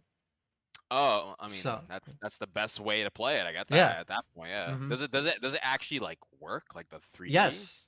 Oh shit, Although really? I feel like it works too well. Like I get cross-eyed because like the depth is too much. I don't know if I'm using it wrong, but it's kind of weird. But that's cool though. Like that would be like one of the main things that would make emulating Game Boy, Virtual Boy, Hmm. not as authentic, or because no Yeah. 3D whatever. Because those games are perfectly playable without that. But like Hmm. that's kind of like the Point. charm, if you will, if you want Yeah. to call it having any charm, to play it on like 3D whatever. Yeah. But no, it totally works. Like it's cool. I Hmm. I tried and I was like, yep, it's 3D. Like works as you'd expect. It probably looks exactly how you'd expect it to look, just without the headache, and you don't have to have it on a stand and Right. stay Yeah. still and whatever, or That's play fair. on your back and have it rest on your head or Hmm. whatever it is. Hmm. So yeah, That's it's nice. cool. There's You get plenty of ways to play stuff now that are almost like playing it originally. So Yeah, and that just requires like the effort from fans to do mhm. all that hassle because Nintendo's never gonna re-release like Virtual Boy stuff like It would have been ever. I can perfect tell for the that. 3DS. Why did they not? I'll never understand that. No idea. They Like could they have at had, least like the most they could have done was like at least remake them in a way. Like if you didn't want to sell Red and Black Wario Land, then at yeah. least like just like kind of remake it somewhat. Just give it like decent as like color palettes. Hmm. I feel like that would have been like, even if it was just the red and black bullshit, I feel like they could have done that and it would have worked. Right. So, I mean, I don't know the technicals for it, but I mean, they made 3D like kind of work finally. You think they'd go back and fix the 3D that didn't work very well? Mm-hmm. But And like oh it well. could just missed opportunity. But I guess like how much of that library was worth bringing back? I guess like Mhm. yeah, Wario Land was the biggest one, and Yeah, I don't know much games after that. Like I guess who's really maybe wanting to buy Mario Waterworld? Tennis was okay. I don't Yeah. know. Um, no, there's a game called Telero Boxer that was pretty fun when I played it in VR. It's Hmm. like Punch Out, but like your robots. It's really big, and the arms are like swinging at you. If it hits your thing, like it breaks your screen. Right. It's funny.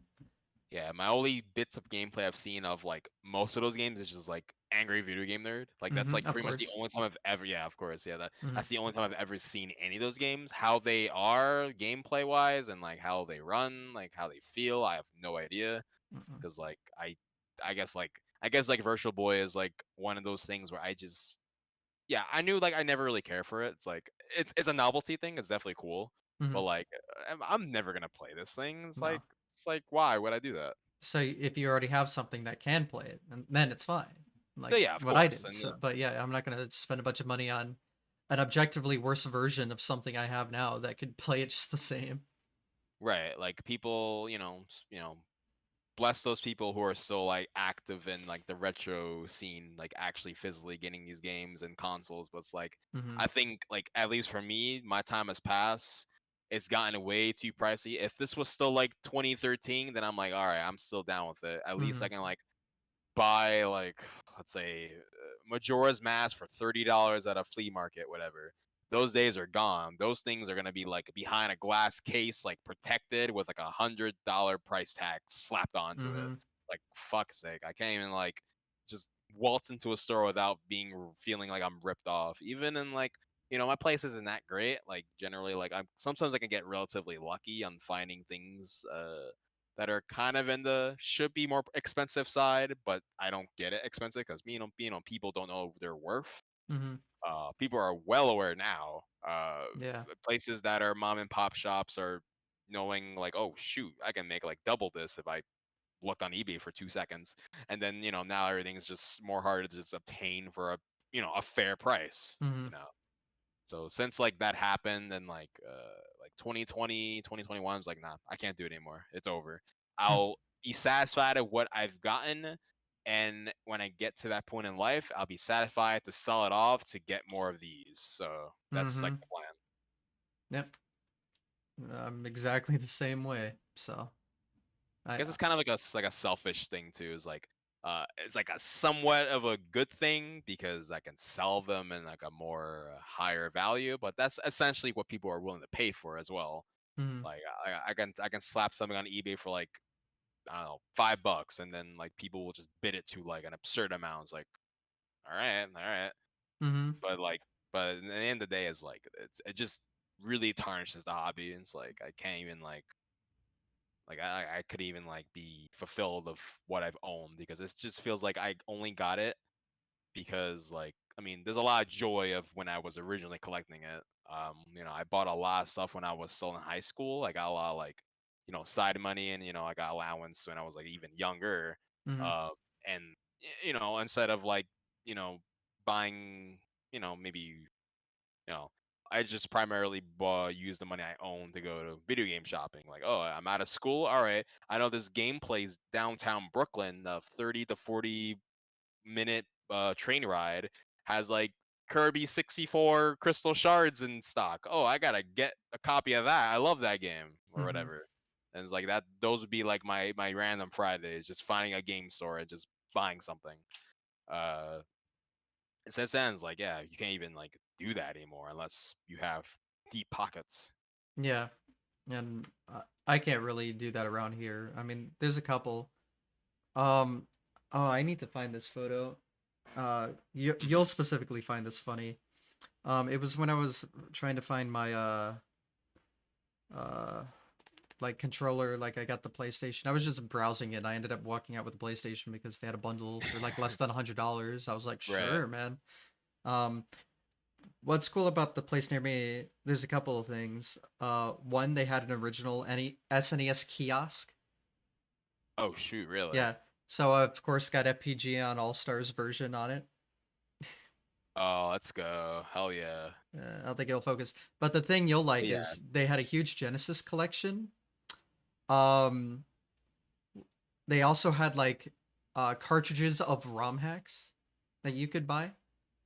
Oh, So you just here's get in a cart. Sonic.exe and Sonic XL What in the is that's on oh my god, on that's that's so original dumb. Genesis cartridges. I don't know why it's not That's so focusing, yeah. but Oh yeah, I see it though. That's yeah. so dumb. And then there was like Waluigi's taco stand for the Nintendo 64. I should have gotten a Well, picture of that too, but I didn't. well, well. That's a title. I'll tell you that much. Mm-hmm.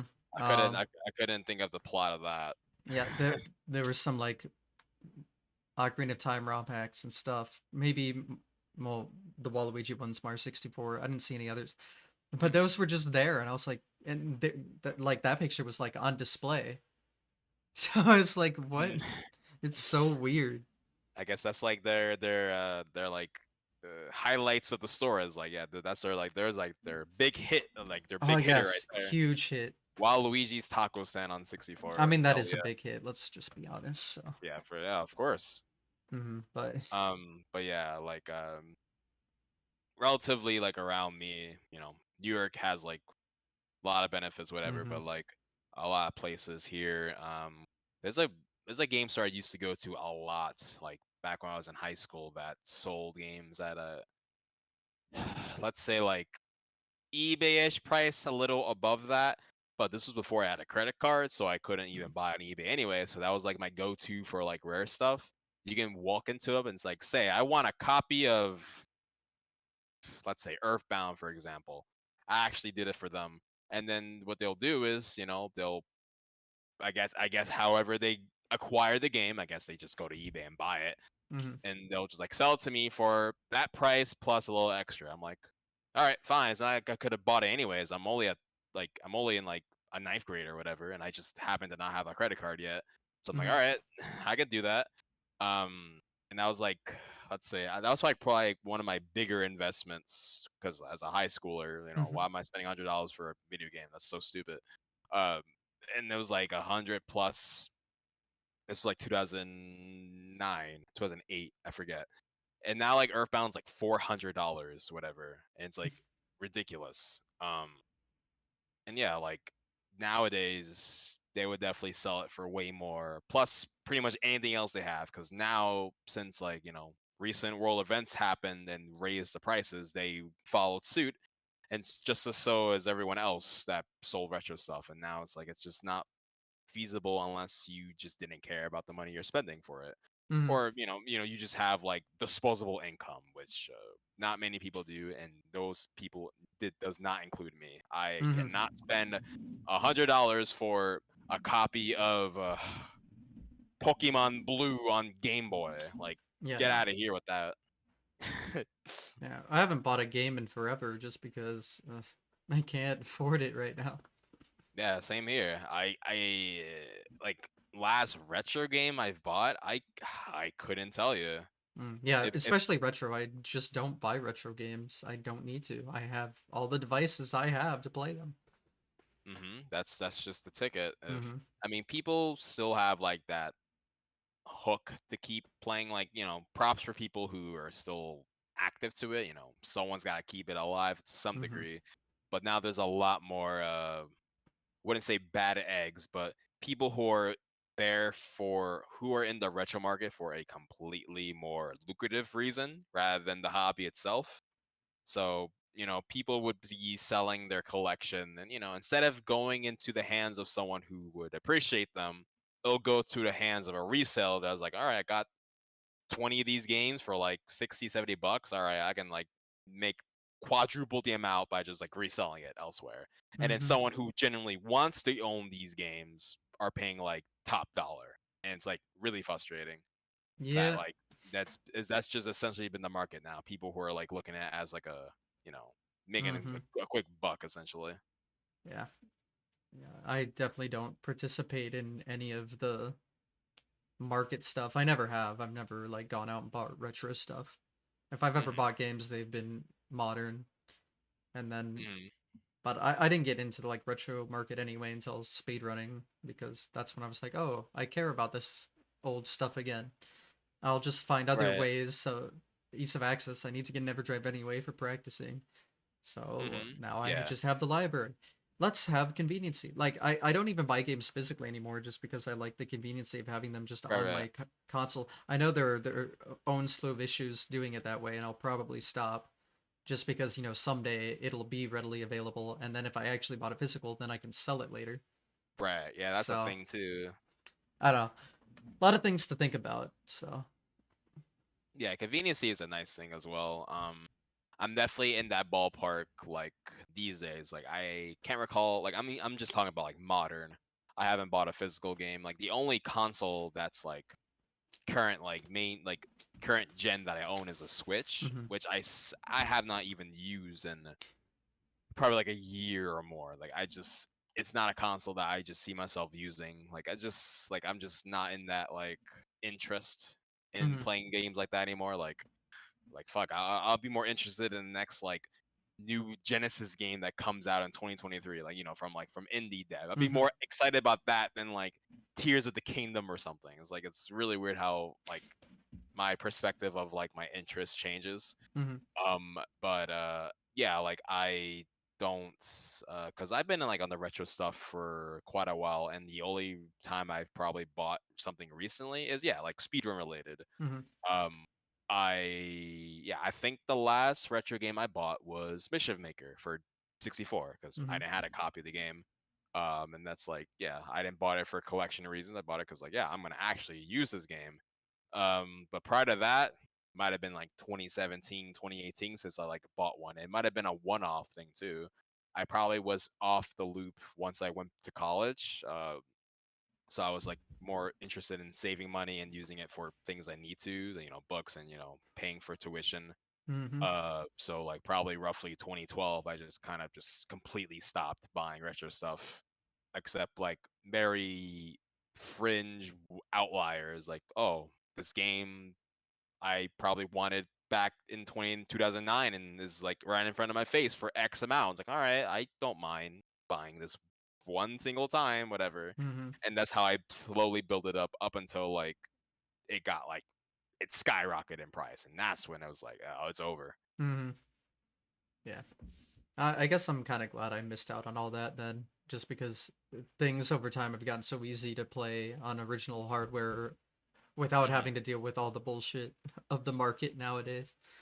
So Yeah. I guess I just lucked out, and I guess it'll only get better, like Hmm. having stuff to make it easier. So. Yeah.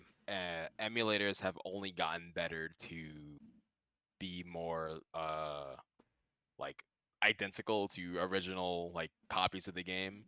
So I remember Hmm. like very early like let's say like the this is more like akin to like a lot of bootleg EverDrives out there these days. Like I know there's like a Chinese bootleg Genesis EverDrive floating around.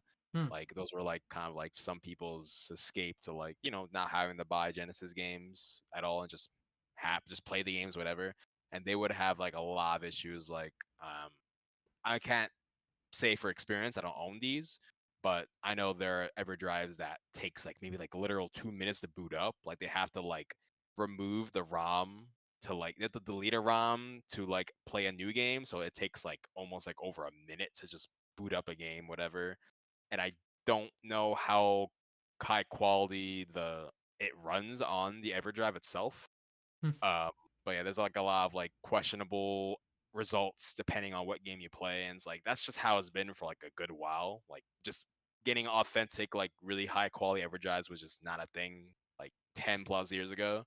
But nowadays, like there's no reason to buy actual games if you don't want to, since EverDrives and really good abilities to play these games are readily available. Hmm. Yeah, definitely. Let's see. N- We talked about retro gaming for like 2 hours. Maybe speed. Yeah. I'll try to get back onto speed running, I guess. More specifically, like, so you started when I did, Mm. which is kind of funny, but with Mania, but uh, you've had like a record in every 2D Sonic game, right? Almost. Like At in home console. I like obviously it is. Right. Yeah. At one point, yes. Mania, I guess it kind of counts. Like it was I'd on home count it. console. Like Yeah. Yeah. in their little ad, they show 1, 2, CD3, and K, and then Right. M. So at least there it counts. So I guess I'll count it here too. Yeah, for sure. Yeah. At one point, yeah. I've held the record for Sonic 1, 2, 3. Don't think I've held a record for like Knuckles alone. I may actually at one point. I'm not sure, but more specifically, Sonic 3 and Knuckles, like both together. I Hmm. have had the record at one point in time. The best accomplishment is holding 1, 2, and S3K all at once. At Hmm. I can't recall like the time frame. Might have been like 2021 or whatever. Yeah, but a lot of like strat developments was made, and a lot of new tricks were added to the run, and more importantly, a lot of new faces came into the scene to like, try their hand on optimizing these games. And since then, I've lost all of them. From I believe in Sonic One, I lost my record to Fozon, a really good Sonic One runner. And in Sonic 2 and 3, I've lost it to Iandis, which I brought up earlier. Really Hmm. good Sonic runner. He currently holds the record for all three at the moment. Hmm. But yeah, a lot of new faces came in and a lot of new stuff was found. And yeah, like the game's changed a lot with like a bunch of people really digging deep into like what could be left in these particular games. But yeah, at a point uh I was pretty much like the one that's gotten like all the records. But as time goes by, Oh people yeah. come in and like, yeah, new competition is good though. See, what I've started doing is I don't care how many records I have right now. I count all the records I've ever had, so the Mhm. number's even bigger, and I can feel good about myself. Right. So Yeah. that's what's important. Like I probably have, I don't know, 10 right now, and most of them aren't like Sonic 2 or 1. hmm Like those are big games, main categories. I'm talking about like some dumbass category extension no one gives a shit about, no one runs anymore. like World 1-1 Fire Mario or something. Like I don't know if that's a And thing not people really go Oh, crazy for. that's like the biggest category extension in SMB1. I've never held it, Yeah. never will. That's actually like within a couple frames of the task, so no thanks.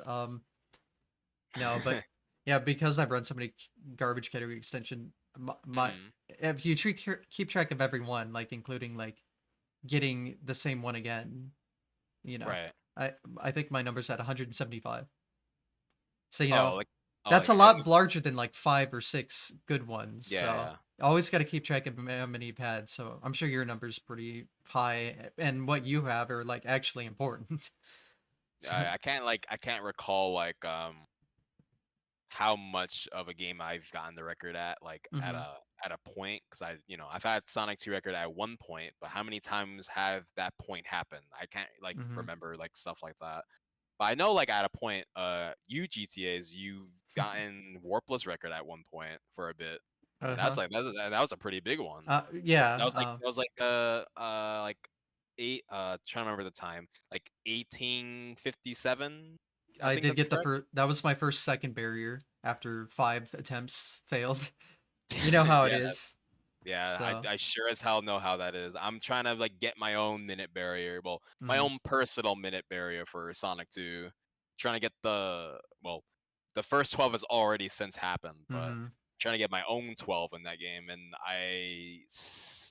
the farthest I've gotten was the final level, like probably like 20 seconds ahead, which was like the best pace I've ever had, and I choked on Death Egg, and it's like it was like the most depressing I've ever felt. I was like, wow, I can't believe I lost it here. But I guess eventually it was gonna happen to someone. So it's like, yeah.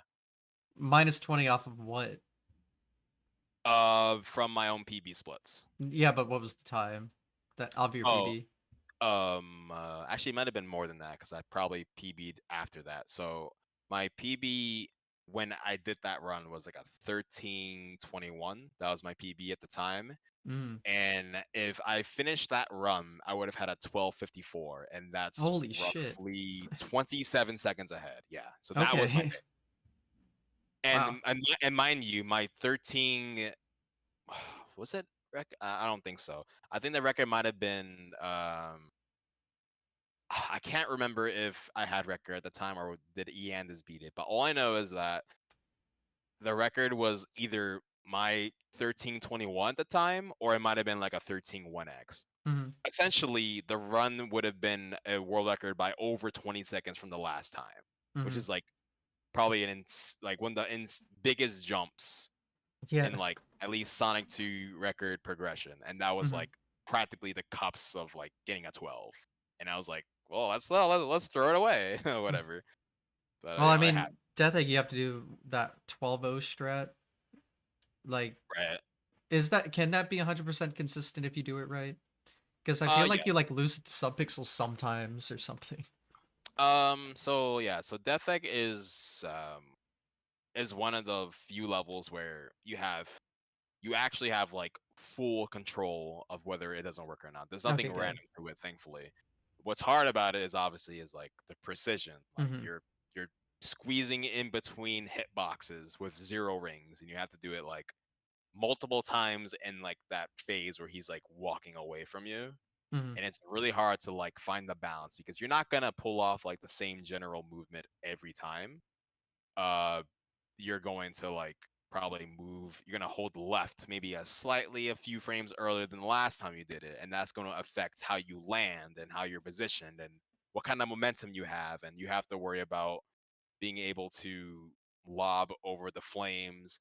If you hold left too long, you have to be careful you don't run straight into it because you have too much momentum. Mm-hmm. You also don't want to have no momentum, or else you will just kind of do like a lob with no momentum and you just fall right into the flame. Same goes for getting the hits below him, where you don't want to like jump too early and you hit the flame above him, or you jump too late and you just hit his leg before you hit his like back part. You have to just kind of just free form it essentially. You have to just be in like the rhythm of like, don't overextend this left hold, don't overextend this jump, don't time this jump too late, don't time this jump too early. Like all while you're trying to like not die. It's really hard to like string it together, and it's even harder when you're nervous. Oh Like yeah. every visual cue, every like timing is just thrown out the window. It's like you kind of know what you're looking for, but your timing's gonna just be a little fuzzy because like you don't Mm-hmm. want to lose this run now, do you? And it's No. like, and like I think my last PB of the game is like a 13-14. That's where I'm at right now, and that was like half a year ago. I probably gotten in Death Egg pace, like PB pace in Death Egg, maybe like 6+ times, and it dies because I died on Death Egg because like Mm-hmm. I'm too nervous. And it's like I can't like I'm currently in like the point where I'm trying to figure out how the hell do I not feel this way? How do I not Mm-hmm. feel this nervous in a pace that I've been 100 times before? Like this is not like my first rodeo, but how do I like avoid that nervousness? How do I like just like play the way I just been playing in practice? Because Yeah. in practice, like I mean, not all the time. It works like relatively more common in a run. Well, in practice than a run. But of course, that's not an exclusive me thing. That goes for everyone. Mm-hmm. Um, but like for a level like Death Egg, where your punishment for messing it up is not only dying, but you're dying 30 seconds in Death Egg with no checkpoint. So essentially, that automatically kills your run if you're Mm-hmm. going for like at least like in my current PB and what time I'm getting. Like losing 30 seconds like that, it's over. Like there's almost no recovery unless you just play like TAS all the way through and you were like over 30 seconds ahead somehow. There's like besides that, there's like almost no way. Mm-hmm. So being in that situation is really hard considering like, damn, I just lost to the death again. So it's Mm-hmm. like pretty brutal. Yeah. That. Well, at least there's no luck involved, but yeah. It's funny how like easy the first boss fight in that stage is, and then you have to do Death Egg robot Hmm. thing, and it's just this complicated bullshit of precision and accuracy. Yeah, there Ugh. is like a safer way, but loses you like 7 whole seconds. So you basically just wait till it, you wait for him to go up first, and then you Hmm. kill him when he comes back down again. And it's like, yeah, I could, but that's 7 seconds. That's a lot of seconds to lose. Yeah, like And like relatively. so many runs would have been saved if I opt for that. And then, not just me, but like a lot of people. A lot of Mm-hmm. people's runs would have been saved if they just opt for that. But it's like that's 7 seconds. It's Mm-hmm. like you get it or you don't. But it's like go big or go home as well. Yeah. Yeah, it is interesting, like how easy, well, not easy, but like if you know what you're doing, it's pretty easy to kill the boss without taking damage. But Mhm. yeah, to do it all before he does his first cycle of flying off screen is Right. so complicated and precise. Yeah. I don't even know how people just do it at all. Like the hitboxes are so hard to figure out Hmm. exactly where they are, and it's just I don't know. It's a Yeah. mess. Yeah. Like as well as like you have to like the momentum thing is a big factor too. It's mostly how my runs die essentially. Where Hmm. so like the first like hard part of the fight is surviving hit 3. So you get the first 2 hits really easy because you're like in position. And then you have to get hit 3 by jumping high and hitting him on his back and then swerving over the flame to go on the right side of the flame and then you drop back down safely. Hmm. It's what's hard about that is that it all depends on the timing of the jump for the third hit and the timing of when you hold left to get the hit. Because like if you time it all wrong, you can get a bounce off of him where you get like little to no recoil.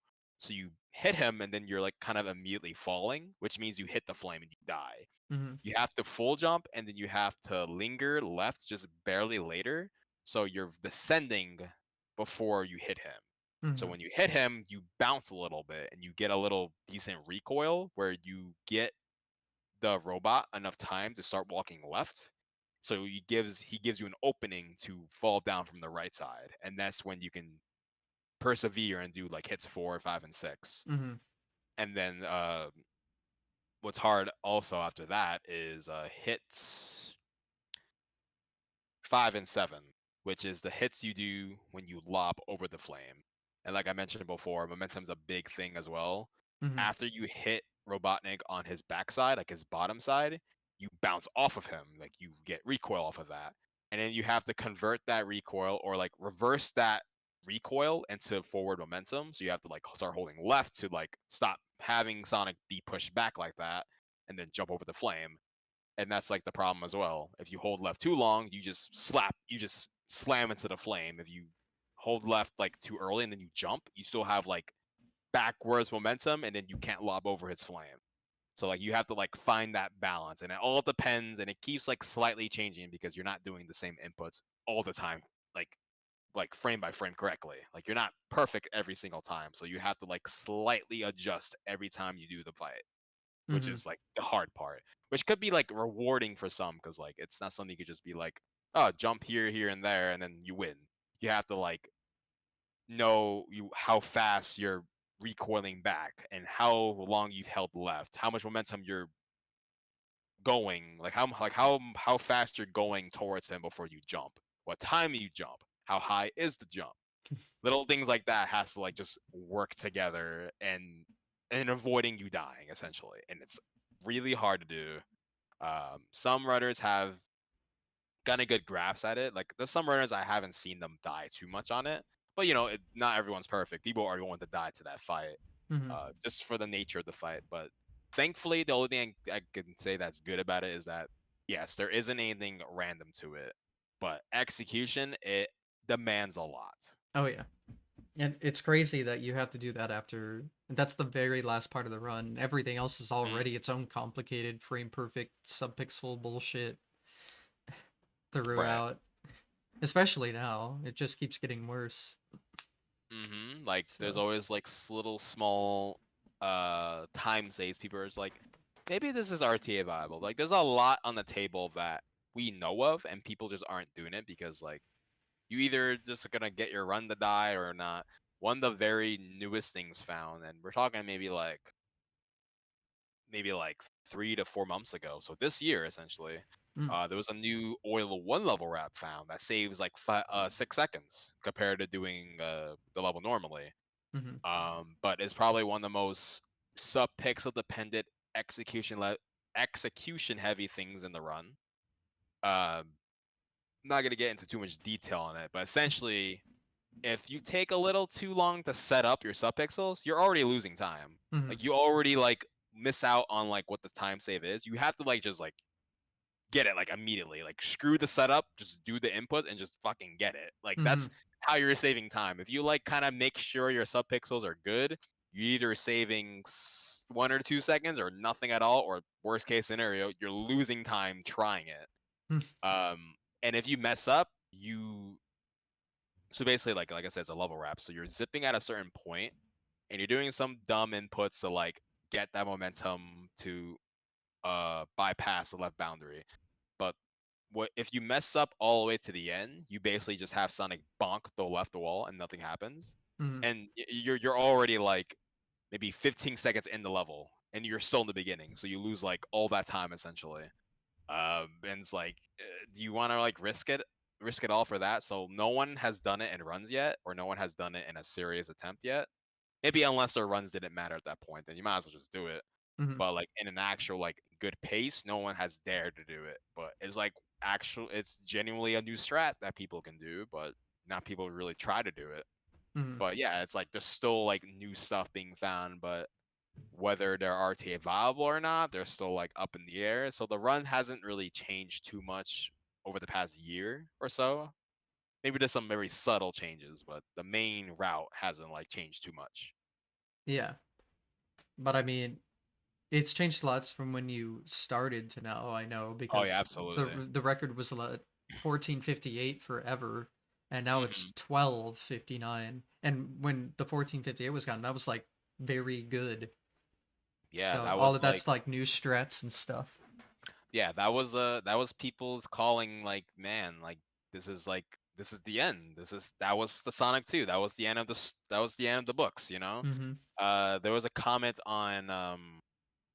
There was a comment on that very video, the 1458 by Sega Junkie, Mike89. Mhm. Um, a runner that also ran the game, Kick-Ass Pancakes, made a comment when that run happened saying, you know, this is it. Like, there's no chance a 13 is possible. And not only we've hit 13, we've bypassed it too. Mhm. It's crazy. Like, and that was like, yeah, that was a 2017 run. So it's only been like less than 6 years since then, and we've already shaved like 2 minutes. Considering like at that point when that run was done, we thought there was no way you can optimize that further unless you go for like some cute 2 to 3 second time save a Taz does or something. That's all we knew. Mhm. Um, Stuff that was known before that, um, we might have just assumed it was TAS only. Currently, Chemical Plant Act 1 has a rap, but that rap has been known for like probably a decade. Uh, you just literally get enough momentum on the first set of ramps and you just run to the left and rap. It's Mhm. really precise, but it's actually been known since like 2012 or something. Maybe even earlier, but I don't know how far it goes. Um, but yeah, Task was done like in 2017 and all that. That pretty much implements all those strats to like one video, and I think the final time was maybe like a 12 or something. IGT. It might have been like 11 or something. And Mhm. this was during when Mike 89 was still running, so a lot of decent stuff was still relatively known, but at least like how the run was done or how like what strats that they've done, it was like it was safe to assume like yeah, a lot of that stuff was TAS only because the methods that TAS does is like yeah, you don't want to do it that way. Like Mhm. it's like they do it in like the most like frame optimized version of the tricks, and it's like no one's gonna do it. And I guess no one really like try to brute force an RTA method until like much later.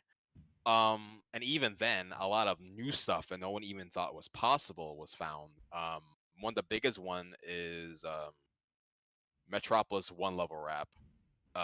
In the tasks in 2017, I think the fastest you can do Metro 1 in the tasks was maybe like a high 30, like maybe let's say like 37 IGT. RTA with the level wrap can get you like 27.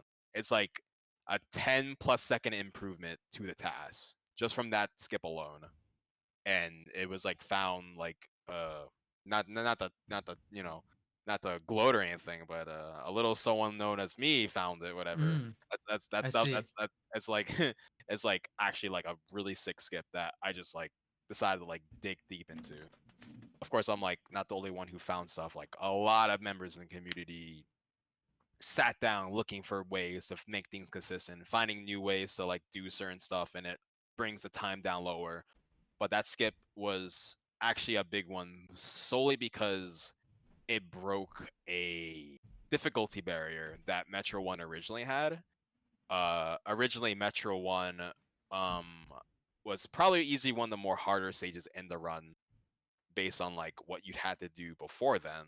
The most optimal time you can get is like a 40 playing like the normal way, quote unquote normal way. Mhm. There was like a zip you did in the level that was like way too hard. So a lot of people who didn't want to deal with that, their best times were probably around the like the 55-second range, whatever. Mhm. So that's a time that most people got playing Metro 1.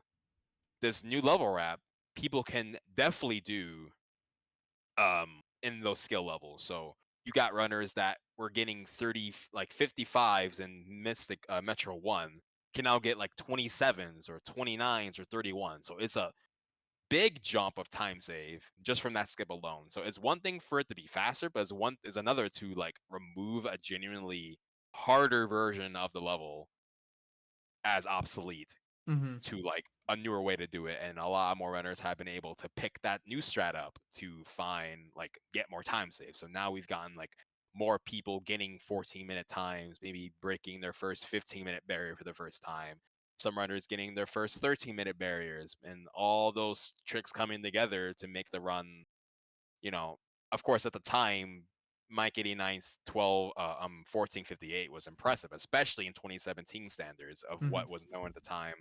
But now, like, if you want to put all of the not necessarily hardest strats together, but some that are just generally doable for folks, can now get like a decently comfortable 14 if all the strats come together. And if you want to like push a little further, 13 is not even that far off neither. But of course, like when you get further down, that's when it gets like really crazy because Mhm. now that's when you want to implement like stuff that's like, do you want to kill your run for that for 5 seconds, or are you just joking with yourself? Or that's the realm where the run gets really crazy. Uh, but yeah, a lot of new stuff was also made the run generally more easier to achieve certain times. But Metro One was like one of the biggest ones because a lot of folks had a hard time getting like the optimal Metro One at the time, and now it's just like people can do it now. Mhm. Oh, well, that's a cool discovery then if it made things so much easier. Like it's Mhm. easier than just playing the level normally, you mean? Like optimally, I would say so. If you want to Okay. do like the skip to get like the 40, it's still hard in its own right. But Mhm. I think like basing on the people who can do it and have done it and have PB'd with that time save, I don't think I'm out of line saying it's probably like a genuinely easier strat to perform and execute to get like a good Metro one time. All right. That's cool. Do you know about my discovery in that game? No, actually. I still don't know if it truly is. I've just been told maybe, but you know the Wing Fortress slope glitch setup. Um, Yes. okay. So I was watching Supersonic. It was probably like 2018 or something. It was a long time ago. And if he like died to get back to do it, he would be doing like this really like frame perfect jump or something on the slope to get over to set it up again on that moving bar. Right. Like there's no way to get back to it or something. I was like, Like in the boss area? yeah. Like Okay. if he died, you know, you go back to the checkpoint, right? And Right, it's right, right yeah. next to that slope. And you have to like do this spin dash jump up and Hmm. over the thing to the left to get back to that moving thing to do the slope glitch thing. Yeah, the zipper. Yeah, yeah, Okay. okay. Um, I knew how to do slope glitch for fun, and I was like, wait, you're doing it on there? I just do it on this, the one lower where you spin dash on the second one. You can spin dash on it, and then spin dash off screen again and get slope glitch. Hmm. And that is easy to get to from the checkpoint. So if you screw up, you don't have to do that jump. You can just go down and go to that one. Right, right, Apparent right. apparently that wasn't known about. I was told. I don't know how true that is, but You mean the apparently, one that's like a little like it's like obscure, like you can't even like see it, but it's like behind like a foreground. Is it like that one? Is like just a little below? just you have the one that you use. It's the one right after it, the second Okay. one. Oh, okay, okay, okay. Oh, you mean the one like on the other side? I think. Like Okay, when you do the spin dash and then spin dash on it again, like okay, okay. you stop in place and that's where you jump up towards the checkpoint. Like you're right there Uh, then. okay. I guess like in a scenario like that, a lot of people just like, oh, they just go for the ones that they just literally use or they know like Okay. it's there. Especially for like, oh darn, I need to set it up again. So it's like they don't even like bother to even like see other parts of the layout. It's like, oh, I've never been on this side. I don't need to look Mhm. over there or whatever. But yeah, I guess I never like really put it like that because I think like in a scenario where I die, I would probably just reset or something. Mhm. So Yeah, I fair. would never like have known that. But yeah, that's pretty cool though. But yeah, there's like so many like subtle things that we didn't know unless someone just like bothered to like look at whatever. Um, I think like one of the more subtle ones is that for Sky Chase, generally there isn't any optimizations you can do in that stage because Mhm. it's a And knowledge helps, scroller. yeah. And for a good amount of time, no one thought it was possible to get well, so there's an optimal time you can get generally, which is 2 minutes and 6 seconds. That's when the level just stops and then Sonic is forced to walk right. Mhm. If you have Sonic stand on the far right and the level just transitions normally, you get 206. Mhm. But in the first version of Sonic 2, not this version, the first one, Mhm. since it's possible to spin dash off the plane, you can actually outrun the plane using a spin dash. So it was thought for a while that, well, if you spin dash off the plane at a very precise point when the screen unlocks, you can get a 205, which is a second faster. Mhm. Um, for the longest time, we thought only Sonic 2 regular can get that time save because you can't spin dash off the plane on this game, Mhm. this version. And then it was like just found recently that if you just perform a very precise spin dash at a certain position and hold right at a certain whatever, like basically like you have to do a little bit of extra work, you Mhm. can barely get a 205 with this version. You save a second. Mhm. But that 205 is so barely. I'm talking like the 59th frame of Mhm. 205. You're literally jumping through hoops to save one frame, which just happens to just be below a second barrier. To save a full second, like IGT wives, is really stupid. People would pause for that just for that second time save, but like you're literally pausing for like a frame improvement. So it's like I don't pause for that, but it's like that's something that was found maybe like 1-ish year ago.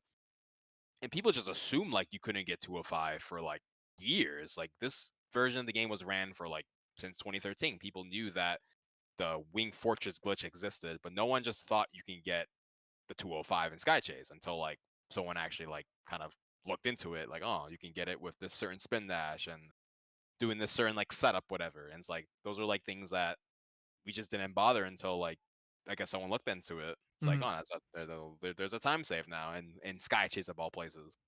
And I assume like if you don't get it, like it's nothing bad happens. Like, oh, just Yeah, didn't get it. So you can try yeah, for it without any, yeah, that's yeah, cool. yeah, yeah, yeah. If you don't get it, you just get 206 like regular. Like, But all yeah, right, I didn't get it. All right, 206 it is.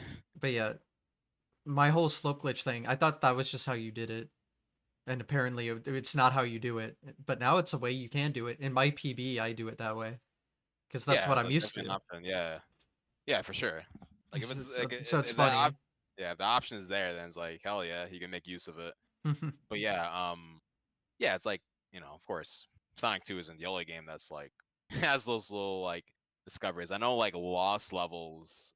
Mm, I think like you can like I forget the how to word it, but like you can skip. You basically like unload a certain something in 2-1. This might be the stage I'm yeah. talking about. Yes. Yeah, I yeah. I know how about I help you? I know exactly what you're talking about because that's 2-1 flag despawn. You uh have a vine spawn, and for some reason lost levels like it occupies this like loadable slot permanently until you beat the stage. So if there's enough enemies on screen, the next thing doesn't load, and there's enough enemies at the end where Right. like it doesn't load. It saves to frame rules. That's point 0.7. Yeah. It's crazy. If we're keeping the thing, I found that. Oh, did you? Oh, hell yeah. Yeah, That, that that was was me. perfect timing because that was like the one thing is like something was found, and I'm trying to remember the put them together. Oh, Yes, but that's a sick th- find. that Like was for a game also like an Mario. accident. I can tell you exactly how. Usually you don't hit that vine. You like do this duck jump, but my duck jump didn't register, so I did a full jump. And usually, if you hit that vine with a full jump, you like bonk onto a brick, unless it was like frame Mhm. perfect. And I accidentally did that, so I was like, okay, well that's normal. Like you can hit that vine, that happens. And then for Right. swag, there are these two Koopas at the end. I would try to land on both of them and shoot fireballs while landing on them. So you like stomp on it and then kill it while Okay. bouncing off of it, and it looks funny. But on the second one, I missed the fireball, so I bounced on it and it started moving to the right. But Uh-huh. that vine and the amount of enemies loaded there deloaded the flag on accident, and Dude, that's that's so sick. That's yeah. it's even better when it's like something you couldn't even like expect happening. Like you were just expecting a very basic outcome that you've only messed with like Hmm. 1,000 times at this point, and it's like, where's the flag? Whatever. It's like, Yeah, where is it? and- yeah, and then knowing that that's actually a genuine time save you brought to the run. It's like, Hmm. holy shit, I contributed something fucking huge in this run. Holy fuck, Yeah, it's the goodest feeling. so like with you and Metro One, I guess, although yours is a larger time save in comparison to what the run is. Not that I'm like trying to balance them, but Hmm. it's funny when I found that like I didn't know what happened. I thought my EverDrive fucked up. Right. Like because like how do you replicate this? What did I do? But then like you test it like, oh, this is 100% like you can replicate this 100% of the time and it's easy. Like as long as you know how to hit the vine and hit the enemy, it's literally free. Anyone can do it. That's How gotta how be was like this never found before? that's gotta be the greatest feeling though. It's like it seems like, wow, how did we miss that? But it's like, yeah, there's little extra steps that you just don't bother because like, well, I'm Mhm. Fire Mario. Why not just kill the damn things in front of me? Or Mhm. why bother hitting the vine or whatever? It's like Yeah, little things you like that. wouldn't. It's like when you look at it that way, it's like, yeah, I mean, I can kind of see, but it's like knowing that like you kind of had that kind of you've shifted the boards in a way where like, wow, Mhm. you wouldn't have gotten that record if it wasn't for me. Don't don't feel Well, too it's cocky. only 2 frame rules. Usually you beat a run by more, but yeah, like what Yeah, I was mean I thinking? 2 frame rolls is better than none. So there's that. It is, but Uh huh. like it's definitely a good time save. It's just not like a crazy time save. It's crazy how easy it is, I Yeah. guess. And that like it doesn't save time of the task, but taskers didn't know about it. Like it was Mhm. complete it was that was a new discovery in the game. Like for the I first mean, time. Like that doesn't happen with Mario games from the 80s. I guess that's like how I'm like really praising it because like it's a game that you don't expect a game to have like new time saves. Like how much more can you do to influence the time? Like you can Mhm. already run you only run so fast. So what else can you do to even improve that time? Mhm. So something like that found is like, yeah, like time wise is not a lot, but considering it's easy and also who the hell was expecting new time save like that?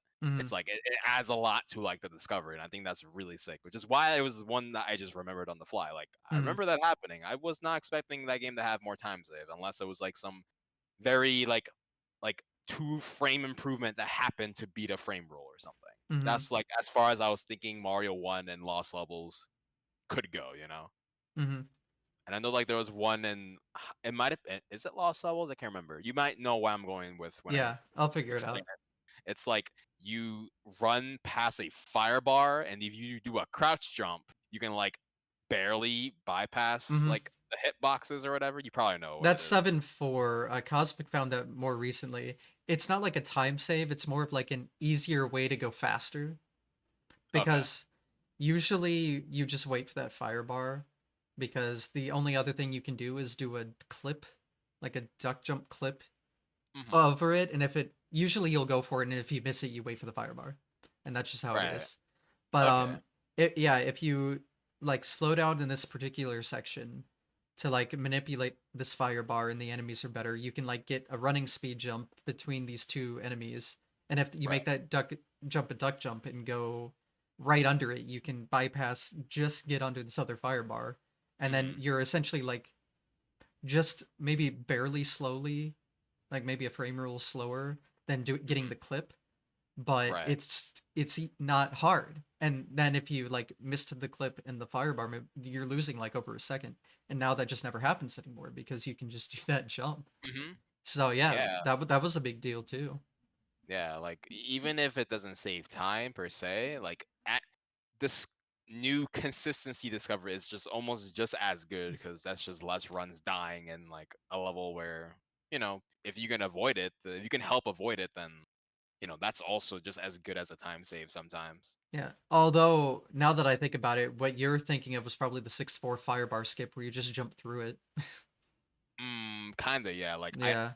I vividly just remember like Fire Mario just jumping right over it without like a crouch jump. I wasn't sure Yeah, like okay. where the level was. That well, there's a lot of like firebar skips. That Okay. was that yeah, that was another one.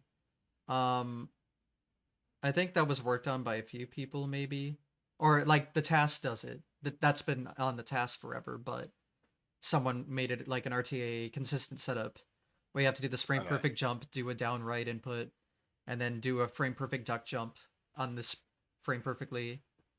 And A yeah, lot of frame perfects. you're Yeah. like, on this hitbox one frame, and on the firebar Mhm. moves on that frame past you. Um, that was already done in like D4.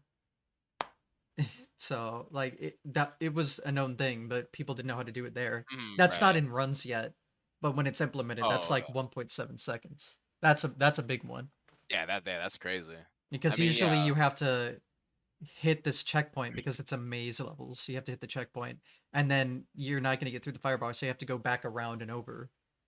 Oh, okay, so you go up to hit the checkpoint, you go around to just take the other route, whatever. Yeah, and then because usually the other route doesn't work, so you have to trigger that checkpoint, and then but then you can like beat the firebar. But then this way, you like take the correct path and skip the firebar entirely, so you don't have to go up and around. That's why that's Right. faster too. Okay. Okay. No, but that's so cool though. Like even if like we're like on the like I mean by the sounds of it, it's a very hard strat to go for. Like Oh my frame god, perfect this, yes. frame perfect that. I know that feeling. But it's like even so, it's like it's nice that like the option or like Hmm. that kind of thing like is kind of existing. Besides just being like, well, task only, whatever, YOLO with no like setup per se. Hmm. Like you just kind of just do it. But when things are like kind of structured and like worked out to, have like a general way you can pull it off, like in an RTA setting. That's always like really nice Yeah, for, scenarios like that. If someone was really desperate for that kind of time save. yeah, it's definitely 100% consistent. It's just multiple frame perfect, and it's late in the run, so For sure. it'll be in the record, just not yet. Like people have done it in runs that were Hmm. dead, like you were saying. So Yeah, yeah. yeah, like it's definitely a thing, but not yet for like legitimate record attempts because Hmm. like it can still be beaten without like anything new by like over 3 seconds, which is a Right. lot for Mario on the NES. Hmm. Yeah, same goes for like I said, like oil one level wrap is like no one's gonna bother to do it. Maybe Mm, until there's no other choice. Maybe yeah, there's no other time saves left one day. Who knows? you got to get all the But easy stuff first before the next hardest thing. right, of course. That's just how it is. You go for the Mm, stuff like this is only RTA viable, and then people make other things RTA viable once they get mm-hmm. overly desperate. So, Yep. Oh, I wasn't adding this thing because it's super hard, but now I need the time save, so time to add it. mhm. Nope. Now you just gotta add a hefty reset points to the run all of a sudden because you got Mm-hmm. no other choice. That's how it goes, all right. Mm-hmm. So I've heard a lot about Sonic 1 glitched because I know that's what you've done, being like very hard to do the Right. stuff. Like I know Sonic 2 is hard, but some of the stuff in it, there's like easy setups for it. Like if you just practice, you can do. But I heard like Sonic 1 just sucks for skips like that. So Sonic 1, so Sonic 1 is a shorter category, so I'll say the few things that are good about it in comparison to the others. It's a much shorter category. It's like 8 minutes range IGT optimally, so it's way quicker to go through. I think there's some tricks that are relatively not bad. I think like this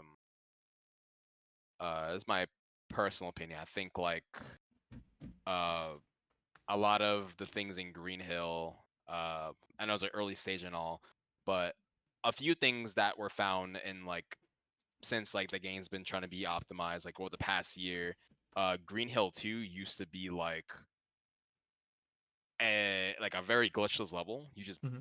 play through normally, you get like an 18, 19, whatever. And for the longest time, it's been known you can wrap that level, but there was no way to, or no consistent way to avoid like getting killed. Because then, like, while the level is like transferring over to the right before it hits the signpost, the death plane rises because that's just how the level is made. Like, the death plane just eventually rises up like halfway in the level. And since you're positioned where that death plane rises, you just instantly die once it reaches a certain point in the level. Hmm. So you have to like maneuver somewhere off screen to get Sonic to roll up a tube, so he skips that death plane rise. For a good while, no one knew how to do it consistently, so it was just an absolute crapshoot. But if you were able to pull that off, you save like 6 seconds, which is a lot for a game that's like 8 minutes long. Hmm. And then that was recently found, like a way that was just found, I believe, by Eandus. Eandus found a consistent setup to get through that part without ever dying. At least if it is like well, not 100%, it's way likely for you to survive. Hmm. Um, and now that's just a level you could just do as long as you get the cues and all that. And I think Green Hill 3, although nothing's really found with that, probably has like one of the probably the sickest strats in like the whole trilogy, where Mm. you pretty much play the whole level by bouncing off enemies Oh like yeah, I've airborne seen that. over and over and over until you hit Robotnik's topside and you just get all the hits there. That's like the coolest, sickest shit. Hmm. I don't like Sonic 1 a lot in like a run perspective, but that's like easily by far like probably the coolest shit you can do in the run. I love the hell out of that. Um but yeah, like I think there's a lot of cool aspects in Sonic 1. But I think one of the more things that I don't like about it, and this is just a personal preference, people can have their own opinions on it. Hmm. Um, I think that the difficulty spikes really hard once you Hmm. get to Marble Zone. Marble 1 is probably one of the hardest stages in the run to optimize. Um, Marble 1, you have to like position Sonic like on the leftmost pixel of a rising up and down platform, and that allows you to get a clip inside of a ceiling above you, and you can use that for zip speed to the right. And you have to jump at a certain frame to go fast enough past a wall so you clip right through it. And you skip playing like the whole underground section of Marble, which Marble 1 would take you like, I can't remember the exact time it would be, but let's say Marble 1 glitchless is like a minute. You can get Marble 1 in 15 seconds if you do that. But if you mess it up, it's so hard to recover because you're all the way to the right side and you have to like kind of weasel your way back to that spot you zipped off of. There is a way to get a zip like roughly where you get like end up on, like just next to the wall. But I think it's so hard to do. It's like it's like it almost feels like a crapshoot sometimes. So it's like it's not common to like mess it up because it's already hard enough as is. You have to like zip for X amount of frames and then jump at a frame perfect spot to pull it all off. And once you mess that up, you have to resort for a backup, which I think is just even harder to do. So it's easy to get through Green Hill and then you're just stuck in Marble 1. You just can't get out. Hmm. And it's like the run just like stops automatically once you like mess it up the first time. Then Marble 2 and 3 are relatively okay. I think Marble 2 and 3 are fine. And then like based on like how fast you want to do the levels, it makes like Spring Yard 3 ridiculously hard to do. Without getting into too much detail, it just requires a lot of frame perfect slash uh just timing your pauses at very precise points to not soft lock yourself, not lose a lot of speed, and not lose like I don't know all your momentum. And then Marble Lap 3 has like now granted I haven't grinded Sonic 1 in a year, and I believe there's new methods to do Lap 3, but speaking as of that didn't happen, Lab 3 is probably one of the hardest levels to do optimally in the trilogy entirely. Hmm. You're pretty much sub-pixel manipulating from the very start of the level up until the part where like glitches starts to happen, because Hmm. you need to manipulate it in such a way where you're basically like doing the same thing. You're having Sonic stand on a cork on the far left pixel, so when it drops, you're like synced inside of a wall right next to you, and they use that for zip speed. Um, and you have to jump on a very precise frame to clip into the wall on the left. Depending on subpixels, that wall clip doesn't become a wall clip; it becomes a floor clip, and then Hmm. you fall down to like a bad spot of the level where it's like you can still save it, you can still level wrap, but I believe based on sub-pixel ranges, it's like a 12% chance you get it, 88% chance you've lost your run. And you just have to hope you just win that chance Hmm. and you get the wrap. And then once you get the wall clip, like let's say that part worked out, then you have to set Sonic up in a position to manipulate your subpixels for a zip later on. So you have to like do some like 2 to 3 jumps on a wall to like kind of like shuffle your subpixels and hope it just works out. And then you have to zip on a frame perfect spot and do a 1 frame jump to clip through another wall. That wall is stingy as shit. I don't know what the pixel range is, but it's often that's where the run dies. You don't clip through that wall and you go back in bounds and you lose like 40 seconds. But once you go through that wall, you have one more wall to go through. You have to like jump and position yourself and hold right, and you go through that final wall. That wall is very generous, but there is like a small sub-pixel chance that wall doesn't work. Basically, what I'm saying is you're playing the Russian roulette sub-pixel lottery that whole way through up until that wrap finishes. Well, up until you hit the left boundary for the wrap to clear. So that whole part, that whole sequence, you're sub-pixel manipulating, and if My something goes God. wrong, your run's over. Oh my. Now, and the worst part is that level wrap saves 50 seconds. Mm-hmm. There's If you want any sliver of a chance to get an 8-minute time on that game, you need that wrap. And if, let's say you're not like you're not in that level if you're not in that level to get like 8-minute times, that wrap is probably essential to even get a 9. So there's a lot of runs with PBs that are on the 10-minute range, and that's solely because like they either just don't get lap 3 or they just didn't do it well, or they just opt to not do it because I'm not Mm-hmm. gonna sit here and lose 2 minutes. I'd rather like lose the 50 seconds than lose the 2 minutes, Mm-hmm. just based on like how I think my consistency is. So but I believe there are new methods of how to do it, and I don't know for certain. I did mess with it for like 10 minutes, and it's like it looks like it's makes the wrap better. So basically, all it does, it adds like an extra way to make if you get the floor clip, which I originally said was bad. It adds an extra thing you can do to make it consistent. There's more frame perfects involved, which sucks ass, but from what I've tested, it seems to work decently well. So whether it makes the trick way more doable for others, that kind of depends. But regardless, it's an infamous trick. Lab 3 sucks. That's ultimately why I stopped running it for a good bit, because I can't damn stand losing my whole run after being 20 seconds ahead into like lap 3. It's like infuriating to all hell. Um, and then even after that, like there's more just stuff that just kills your run easily. Starlight 3 specifically, same deal. You're in a wall or you're in the floor. You jump to the left, get a lot of speed, and you wrap. Mm-hmm. Same deal. Uh, but of course, as people love to hear, there's subpixels involved.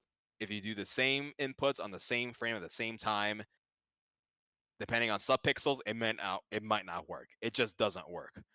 Um, but the same deal, there's also like newer stuff that were found that it's like harder in its own way, but could be more consistent. So it's like you're trading inconsistency for more execution heavy shit. So it kind of depends on how you want to do it. But basically, like you just kind of jump and pray. There's Mhm. like ways to kind of manipulate it, but it's really hard. Um, and then I think the final thing in the run that's also really bad is Scrap Brain 2. Scrap Brain 2 has a sub-pixel manipulation to get the wrap. But that's not even like the hardest part of the trick. The hardest part is the last part. So when you level wrap Scrap Brain 2, you're actually still out of bounds. You're Hmm. not in the level yet. You like level wrap into an out of bounds area, but you're close enough to trigger the signpost below you. So you're like sitting on the ceiling essentially.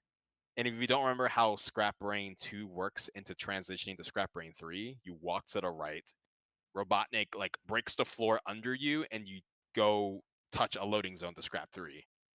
Since you're out of bounds, you can't do that. You're Hmm. not hitting that loading zone. So you have to maneuver. You have to do some very precise movement to clip through the floor to like go get yourself back in bounds, and you have one try to do it, one single try. And if you mess it up, you're soft lock and your run's over. Your run is just over if you mess it up. You have one try to do it. There are times where you do clip into the wall or the ceiling, and you wind up on the wrong side of the level. If that happens, you can just die by touching Robotnik's like body, and you start Act Two normally. Like you start Act Two all over again. But it's Mhm. better than soft locking entirely. But there are cases where like if you soft lock, then it doesn't matter if you're 30 ahead or a minute, whatever. Your run just ends right there, and you have to do it if you get the wrap because that's just how the wrap positions you. And so adding all that up together, despite how short the run is, there's just a run killer after run killer after run killer, and like they're really hard tricks to do, like like in itself, like just doing it like solo. It's just hard to do, but then doing it all in a row in one seamless runs, and that's not including like all the other levels that are decently hard in between them, is just really hard to pull all that off together. I think like trick wise it's just hard to like string them together as far as I recall when I ran it like a year or two ago. Things might have changed since, but I think my opinion probably still stays and how I feel about how that run goes. So I have like a sour spot with the run, but outside of like all of those, it's like it's still a fine run, just not the kind of grind I particularly enjoy. Yeah, it doesn't sound like that'd be enjoyable. Yeah, I but mean, like I hate yeah, subpixels unless they're like manipulatable or whatever. But it sounds like a lot of things you kind of just have to hope it works out, especially y- the labyrinth thing. but as I said, like granted, um this is opinions off of like how the run was a year or two ago, and I know things have changed since. When I stopped running the game for a little bit, I still have the record with a 902. The record is currently like a 830x, something like that by Wow. Yandis. So a lot has changed, whether it's just raw time save or consistency. So some of the things I say might not be applicable anymore, but there are. It doesn't change the fact that like they are definitely tricks that you have to like be on top of your A game to like kind of like nail them in a consistent level. And regardless if it's easy or not, if you mess it up, that's a big time loss for a game that's like 8 to 9 minutes long. It's just so much to lose in that kind of run like that. Yeah. Well, you heard it here. Don't run at the top level in Sonic One Glitch. No I mean, wonder hey, everyone runs glitchless. I get it now. hey, you can. Hey, okay, well, glitches is really fun. Yeah. Haven't like messed with the category as much, but like playing the levels the way they are, like yeah, it's definitely fun. Hmm. Same goes for Sonic 2, Sonic 3. So glitch does add a lot of layer of like, whoa, what the fuck? You can do that kind of Yeah. thing. Of It's course. it's, it's a nice show offy kind of like category, especially. But they do get like fun. Like I said, like stuff like Green Hill 2 and 3 is like probably the highlights of the run, and it just happens to be just at the beginning of it. I think those are like really cool things in the run. Um, Nailing's Labyrinth 3 is also really fun when it works. Yeah. But like it's a fun run when things go come together, but like in the process of like doing the tricks itself, it can add a really tough ceiling, like skill ceiling to like do it in a consistent level, and it could be really hard to do it. I think the biggest problem is just the sub-pixel variance of a lot of the tricks I literally just mentioned. Like, you can do it and all of that. Execution is one thing, but when you don't have all that full control to like decide your fate, it becomes really disheartening. Hmm. And Sonic 2 has his own issues with that too. Sonic 3 and Knuckles has those their own issues, but I think like Sonic 1 is just more apparent because those are fat time saves you're losing for like 50 seconds. Not getting lap 3 is a big killer, especially when that whole level is just sub pixel lottery. Hmm. Yeah, definitely sounds brutal. So it's Hmm. funny. Very Well, much is. I can't say like it, the next game got a little easier. There's a bunch more shit. Maybe at one point it was easier, but Yeah, yeah, it's wild how like yeah. I've always heard like, oh, Sonic 1 glitch is brutal as hell. So I was like, oh, I wonder why. Yeah, that sounds pretty bad. Yeah, the thing about like Sonic 2 is like if you look at it in a 12 pace level, it's pretty damn bad. It Yeah. well, execution and like consistency levels drop pretty hard once you're going for like those kind of strats. Like the strats that you would probably hate the game if you started out playing the game going for them. Yeah, you But wouldn't. yeah, but Yeah. the one thing I'll say that's really good about Sonic 2 when it comes to like just how the tricks are, despite them being really hard in a lot of aspects, the one thing I really like about certain tricks is that you're not absolutely alienating big time save not going for them. Like for example, Chemical Plant 1 I mentioned before, you can wrap, but it was like a tasseling thing. Hmm. It only saves 5 seconds. Now 5 seconds is a lot in some aspects, but for some people that might not even be something that they would care much about. Hmm. There's other places to save 5 seconds. But that trick is probably, in my opinion, the second hardest trick in the run.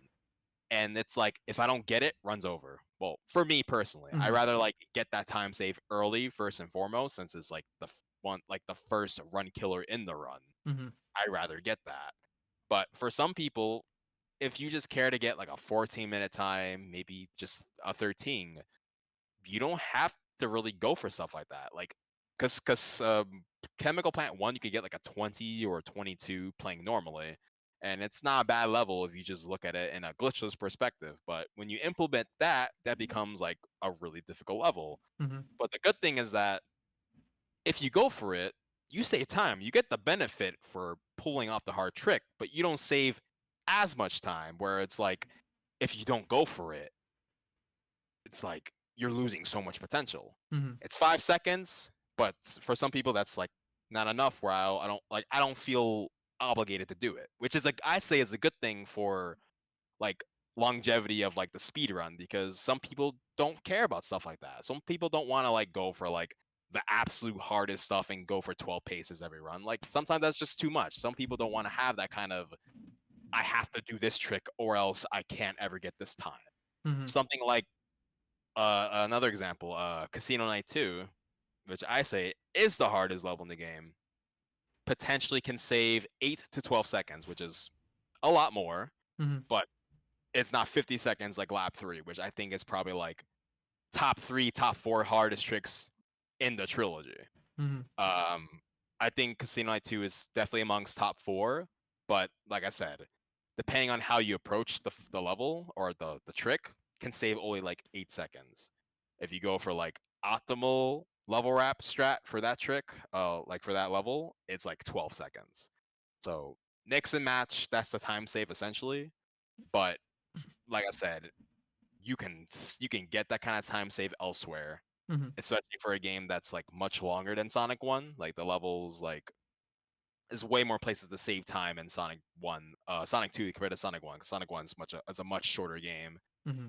So like even if a lot of the tricks in Sonic 2 are very demanding and really intimidating, depending on like what your goal is, you don't even have to bother with a lot of them.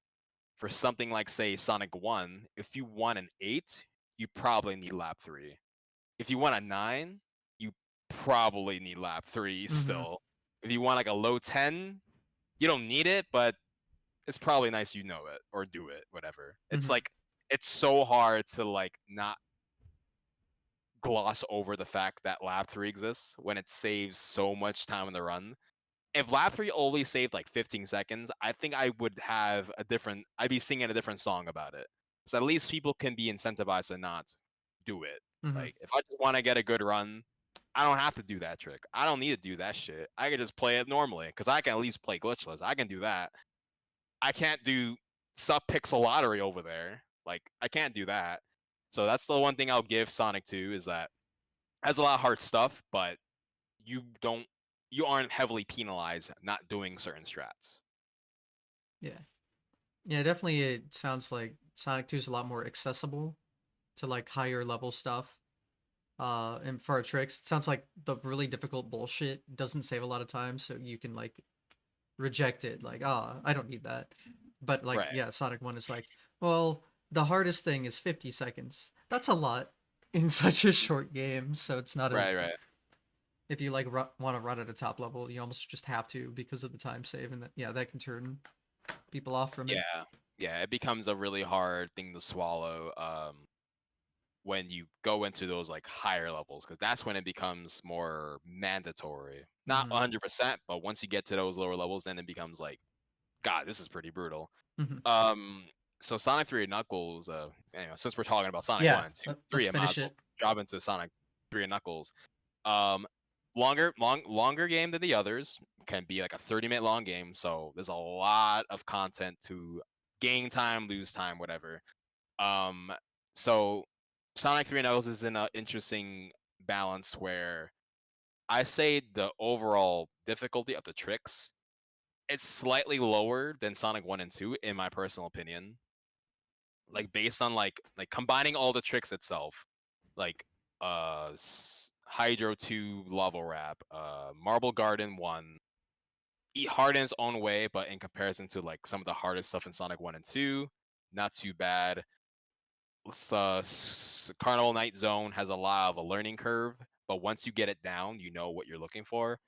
All the other levels, with a few exceptions I'll get to later, there's a lot of tricks that I don't think are as brutal compared to like one of the hardest stuff in Sonic 1 and 2. The problem is the way how the game works and the way it just how the level how the tricks are performed. Mm-hmm. You are heavily penalized by messing up these tricks. The biggest example is Carnival Night. So if you don't know, when you do the glitch in Marble Garden Act 1, which I'll explain really briefly, when you level wrap in Marble Garden 1, you get into like this weird loop back area because how Sonic 3 and Knuckles is laid out, remnants of Act 2 is still in Act 1. So when you level wrap, you're kind of in Act 2 somehow. You're like in like this broken level layout of Act 2. And if you maneuver the level in a certain way, you can reach the Act 2 boss while you're still in Act 1. And the way the level is designed is when the Act 2 boss is defeated, it just immediately transfers you over into Act 1 of Carnival Night. So it'll show up the Marble Garden Act 2 title card, but then it just immediately goes into Carnival Night. So you Mm-hmm. skip the whole level. The problem is that the game does a save check when you beat Act 2 of a zone. So because you completely skipped Act 2 entirely and go straight into Carnival Night, the game, according to file select, still thinks you're in Marble Garden. Mm-hmm. So the problem with that is that if you soft lock in Carnival Night or you reset in Carnival Night at any point, when you go back to that file select screen, your next level is Marble Garden because the game just didn't even save that you finished Marble Garden. So in a scenario where if you mess up Carnival Night Act 2, for example, not only you have to do Marble Garden again, you have to do Carnival Night 1 again. And at most, you can probably lose like 2 minutes from that mistake alone Mm-hmm. if something goes wrong in that stage. And that's not the first time that happens, or the only time that happens. That also happens in Ice Cap. you skip the Ice Cap 2, you skip Ice Cap Act 2 by doing like a level wrap and all that, and you hit the zone loading trigger for launch base. So you skip the game remembering, oh, you beat Ice Cap. So currently you're in Ice Cap while you're in launch base. Same thing applies. If something goes bad in launch base and you die and you have to reset, you're doing Ice Cap again. There's a lot of little examples like that, but basically like in certain scenarios, you're heavily penalized only because like it's extremely easy to soft lock, and because the zones are saved by zone and not by act. If something goes wrong in Act 2 and you have to go back, then you're back in Act 1 again. And that happens a few times in the run. But despite that, like I think the tricks aren't as they are difficult in their own way. But I think there's a lot of leeway to avoid those soft locks. But it's just the problem is that when they do happen, it's really punishing, and it makes Sonic 3 and Knuckles probably one of the more harder games to like start off because obviously you're not gonna play 100% consistent. So it's gonna Mhm. be often that those mistakes happen more often than not. But once you build up that muscle memory and you're able to like recognize what cues and what frames and what audio cues, what have you, to like avoid those soft locks, you can get yourself in scenarios where that doesn't happen as often, and it becomes a very like smooth processing. Like you can kind of get through the game relatively cleanly without any kind of major errors. They still happen, of course, but it becomes like a really satisfying run because S3K also probably has like one of the most flashiest glitches in the run. Like a bunch of weird shit happens in that game. At the end of Marble Garden, like the boss fight, the whole level just crumbles in and of itself. It just breaks. And you have Sonic and Tails just like chilling out, just standing in the abyss while the level is just exploding. Because the level just still thinks it's Act 1 when it's in Act 2. And in Carnival Night, you're like standing in the ceiling, you're like floating in midair, you're like standing upside down on ceiling.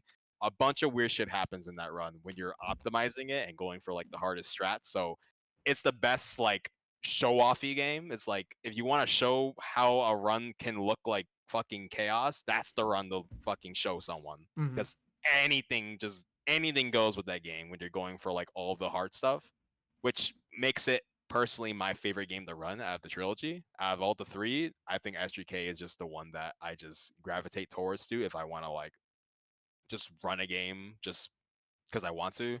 I think it just offers a balance of like it's not too hard, but it does have its difficulty to it. And it's like the best game to show off to someone who has no idea what the hell's going on. It adds like I don't know, like has a lot of flair to it. And I think I like it a lot. And I think SUK as a game casually is just always been my favorite. And since it's a long game, there's a lot to show off in the run. But I think like yeah, it has its own quirks as like a difficulty slash like how easy it is to like get into. So it kind of depends on person to person, but I think it sets a good balance for me for I can pull it off, or it's not that bad to pull off, but it has its own problems. Like the biggest ones being monitor clip in Lava Reef One. Mhm. At the end of at the end of Lava Reef, a signpost falls, and there's designated spots monitors can pop off the ground. And Lava Reef, the ground is very it's not flat. It's very like jagged. So you can get some weird clips with it if something squeezes you into the floor. Uh so you're able to clip into the floor by using a monitor that pops off the ground, and you can like roll under it and then do some inputs that let it squeeze you into the floor. And that allows you to get a wrap at the start of Lava Reef 2. The problem is a one try only. If you mess it up, you lose a minute, and that sucks ass. Oh yeah. We actually had a tournament back in February of Sonic and Knuckles, so it's just the second half, and we had a lot of runs, a lot of like tight races. Just be whether who got who got the mod or clip or not, and it sucks for the people who do it. But holy shit, is it fun watching? Like the run just kind of like be decided on this one god awful trick. It's like it sucks so much ass. But it's like something about it is like it's like so liberating. I don't know. Like something about it is like so cool. It's like oh Mhm. shit, here comes Motor Clip. You know what? You know how it is. You know what it is. Let's see all eyes on this screen. Oh shit, he got it. Will this guy follow up? Oh fuck, he got it. It's like that shit was so fun. Like I don't know, like something about that was so cool. And that's not even like the hardest. Like well, depending who you ask, it's the hardest trick. But there's like other ones in the levels that's pretty bad too. But I don't know. Like I guess that's a different topic altogether. Like what's hype in a tournament setting or not. Yeah. I complain about Death Egg and Sonic 2, but that's probably the highlight of a Sonic 2 race. Is like, is anyone gonna die? Is he gonna go for 12-0?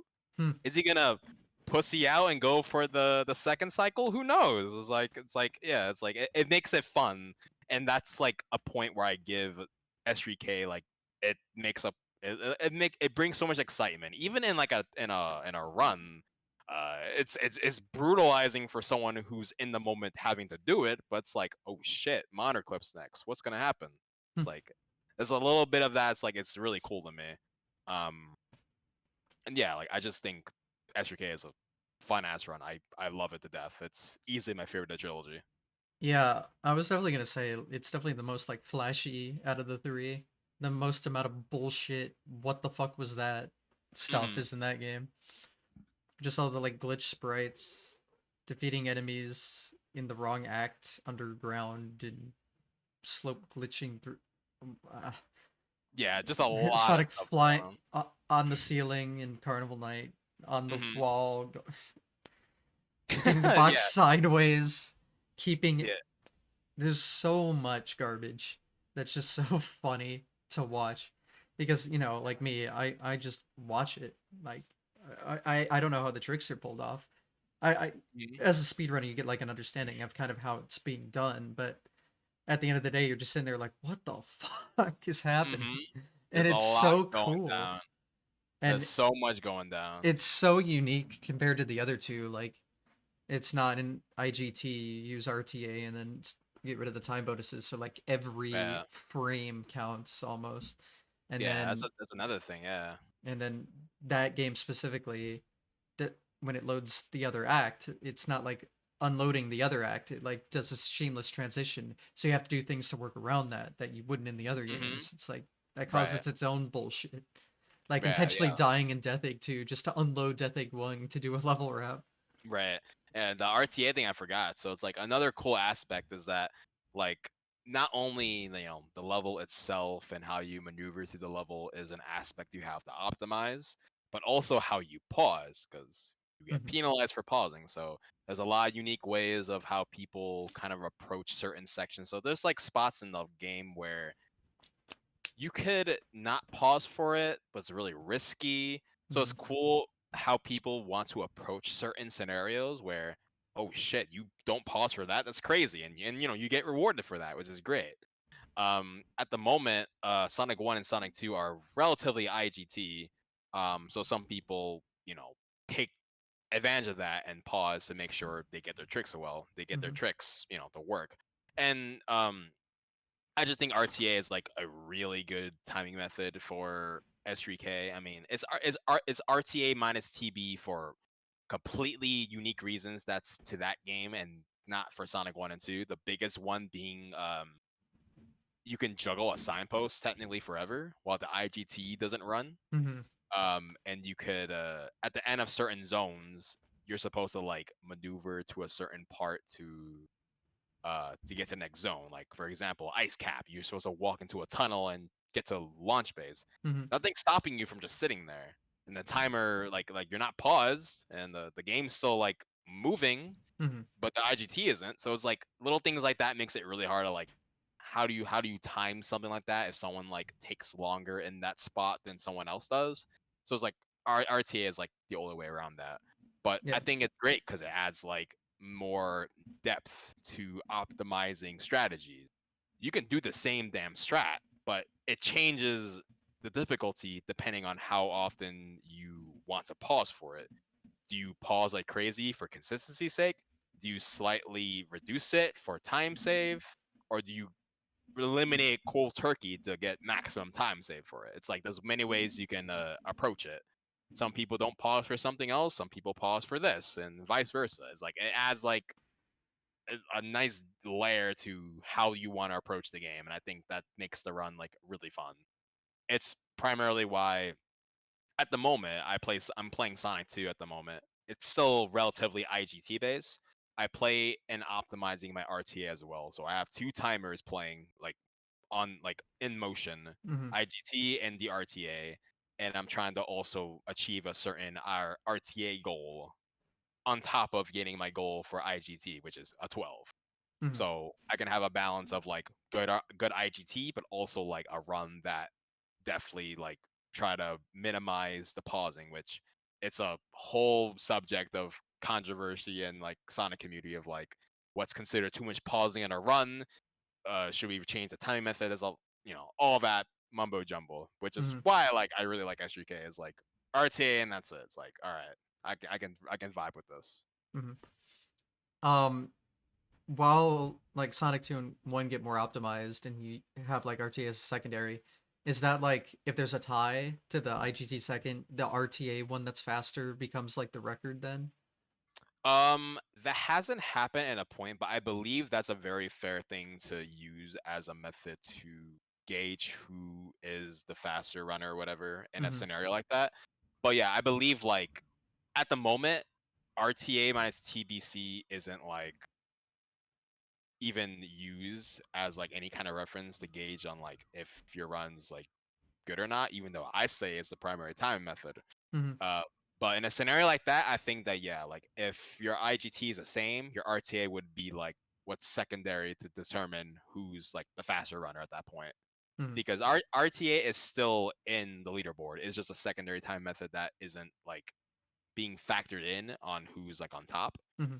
But that's still an aspect of the run that I do take seriously, even though like that can be debated as like an inferior nerf to try to optimize pausing, which in an IGT setting, I have all the free time in the world to make my decisions during a pause. Mm-hmm. But it also just makes the run, in my opinion, more fun if I can optimize my IGT on top of the RTA, which is why Mm-hmm. I do weigh them both like similarly. Like I do want to optimize both of them. Yeah, it makes sense. Hmm. It's very unique how those first two games do it that way. Like it makes sense because obviously Sonic games are unfortunately like I still remember the one clip from one GDQ where I think it was Mike and Worcester the bros running some Sonic game, and one of Right. them waited to avoid a time bonus to catch back up even though they were behind. And it's like, Right. yeah, that's the problem with these Right. classic Sonic games. You can't do just RTA by itself because you can go slow to go fast, and that's just cringe.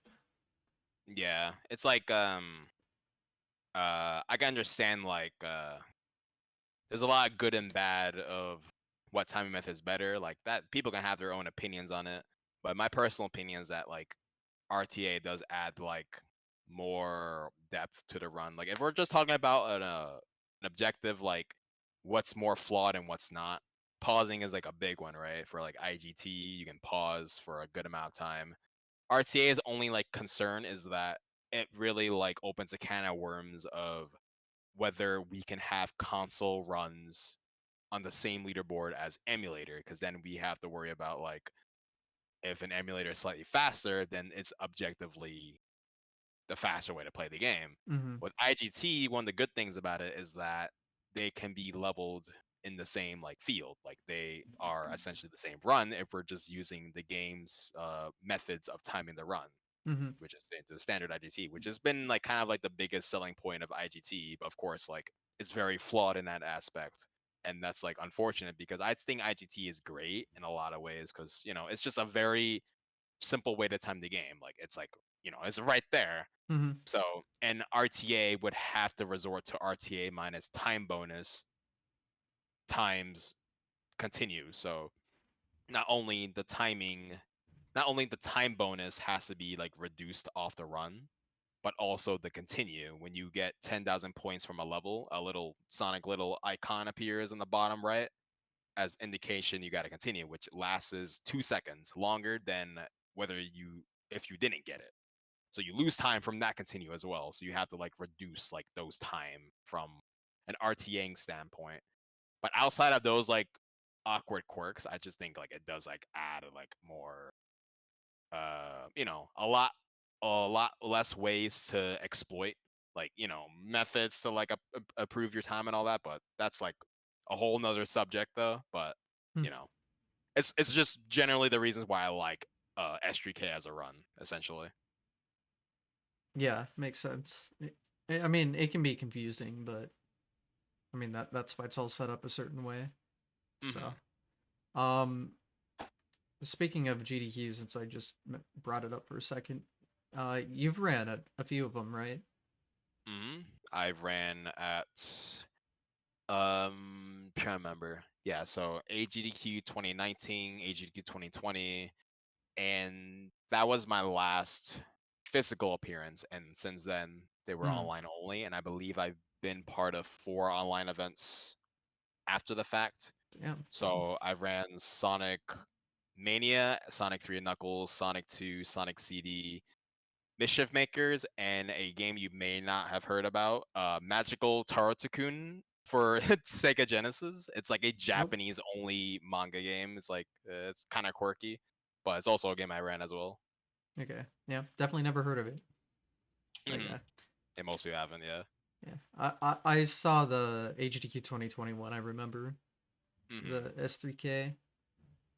Um, uh, let's see. You got any funny GDQ stories from them? I think one of I mean the best one I could think of is like my first GDQ. I don't know what was going on. A funny thing about like leading up to the GDQ. So I was gonna plan to play on PC because games also on PC is the Sonic Mania Plus race Hmm. between me, Zaxxon, and Clara. So it was a 3-way race, and uh, pretty nice that it was included in the marathon because it was like a newly released game, whatever, Hmm. showing off the encore mode. So we had a race just before the big stage race, and it was like probably like complete opposite of how it turned out. So in the little practice race, and we had like Spike Vegeta doing some commentary like in the back, like kind of like a little practice session because he didn't know the run very well. Hmm. So he was just kind of like learning it as he goes, as he practiced, like speaking about what's going on the run. And like it was like I believe I won the practice race, and then Claris was like uh had a lot of bad luck happen. So there's a lot of spots in that run where it can go like really wrong. And a lot of things just happened in that little practice session, and then Zaxxon like was somewhere in the middle.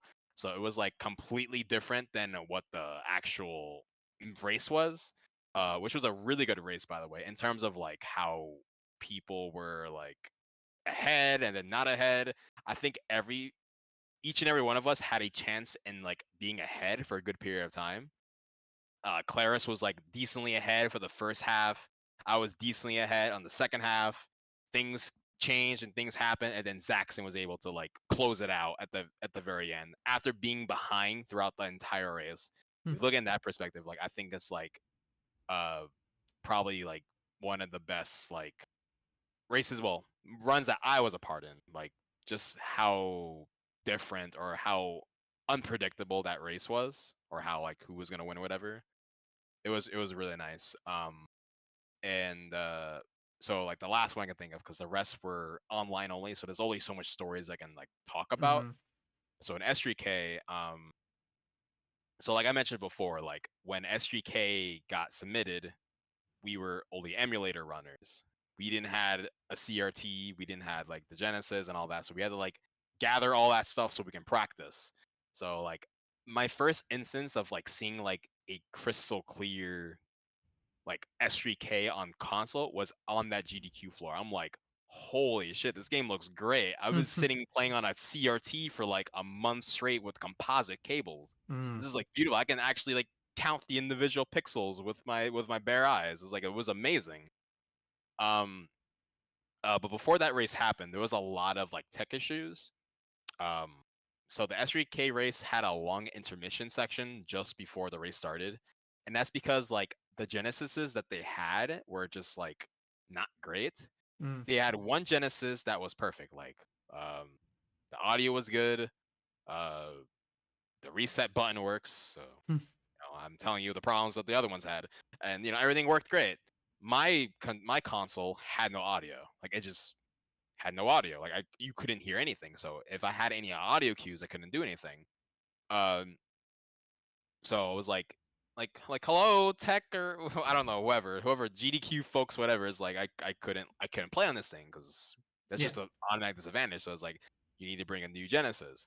They brought a new Genesis number 3. The reset button doesn't work. Now it doesn't sound like it's that major, but there's 4 parts in a run.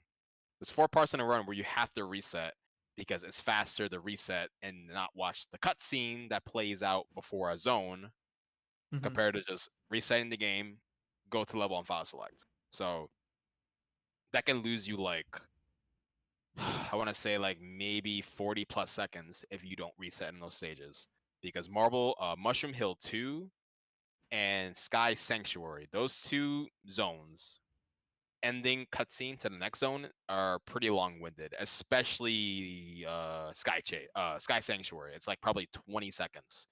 So that reset button just loses me that time. Like, I can't work with this, whatever.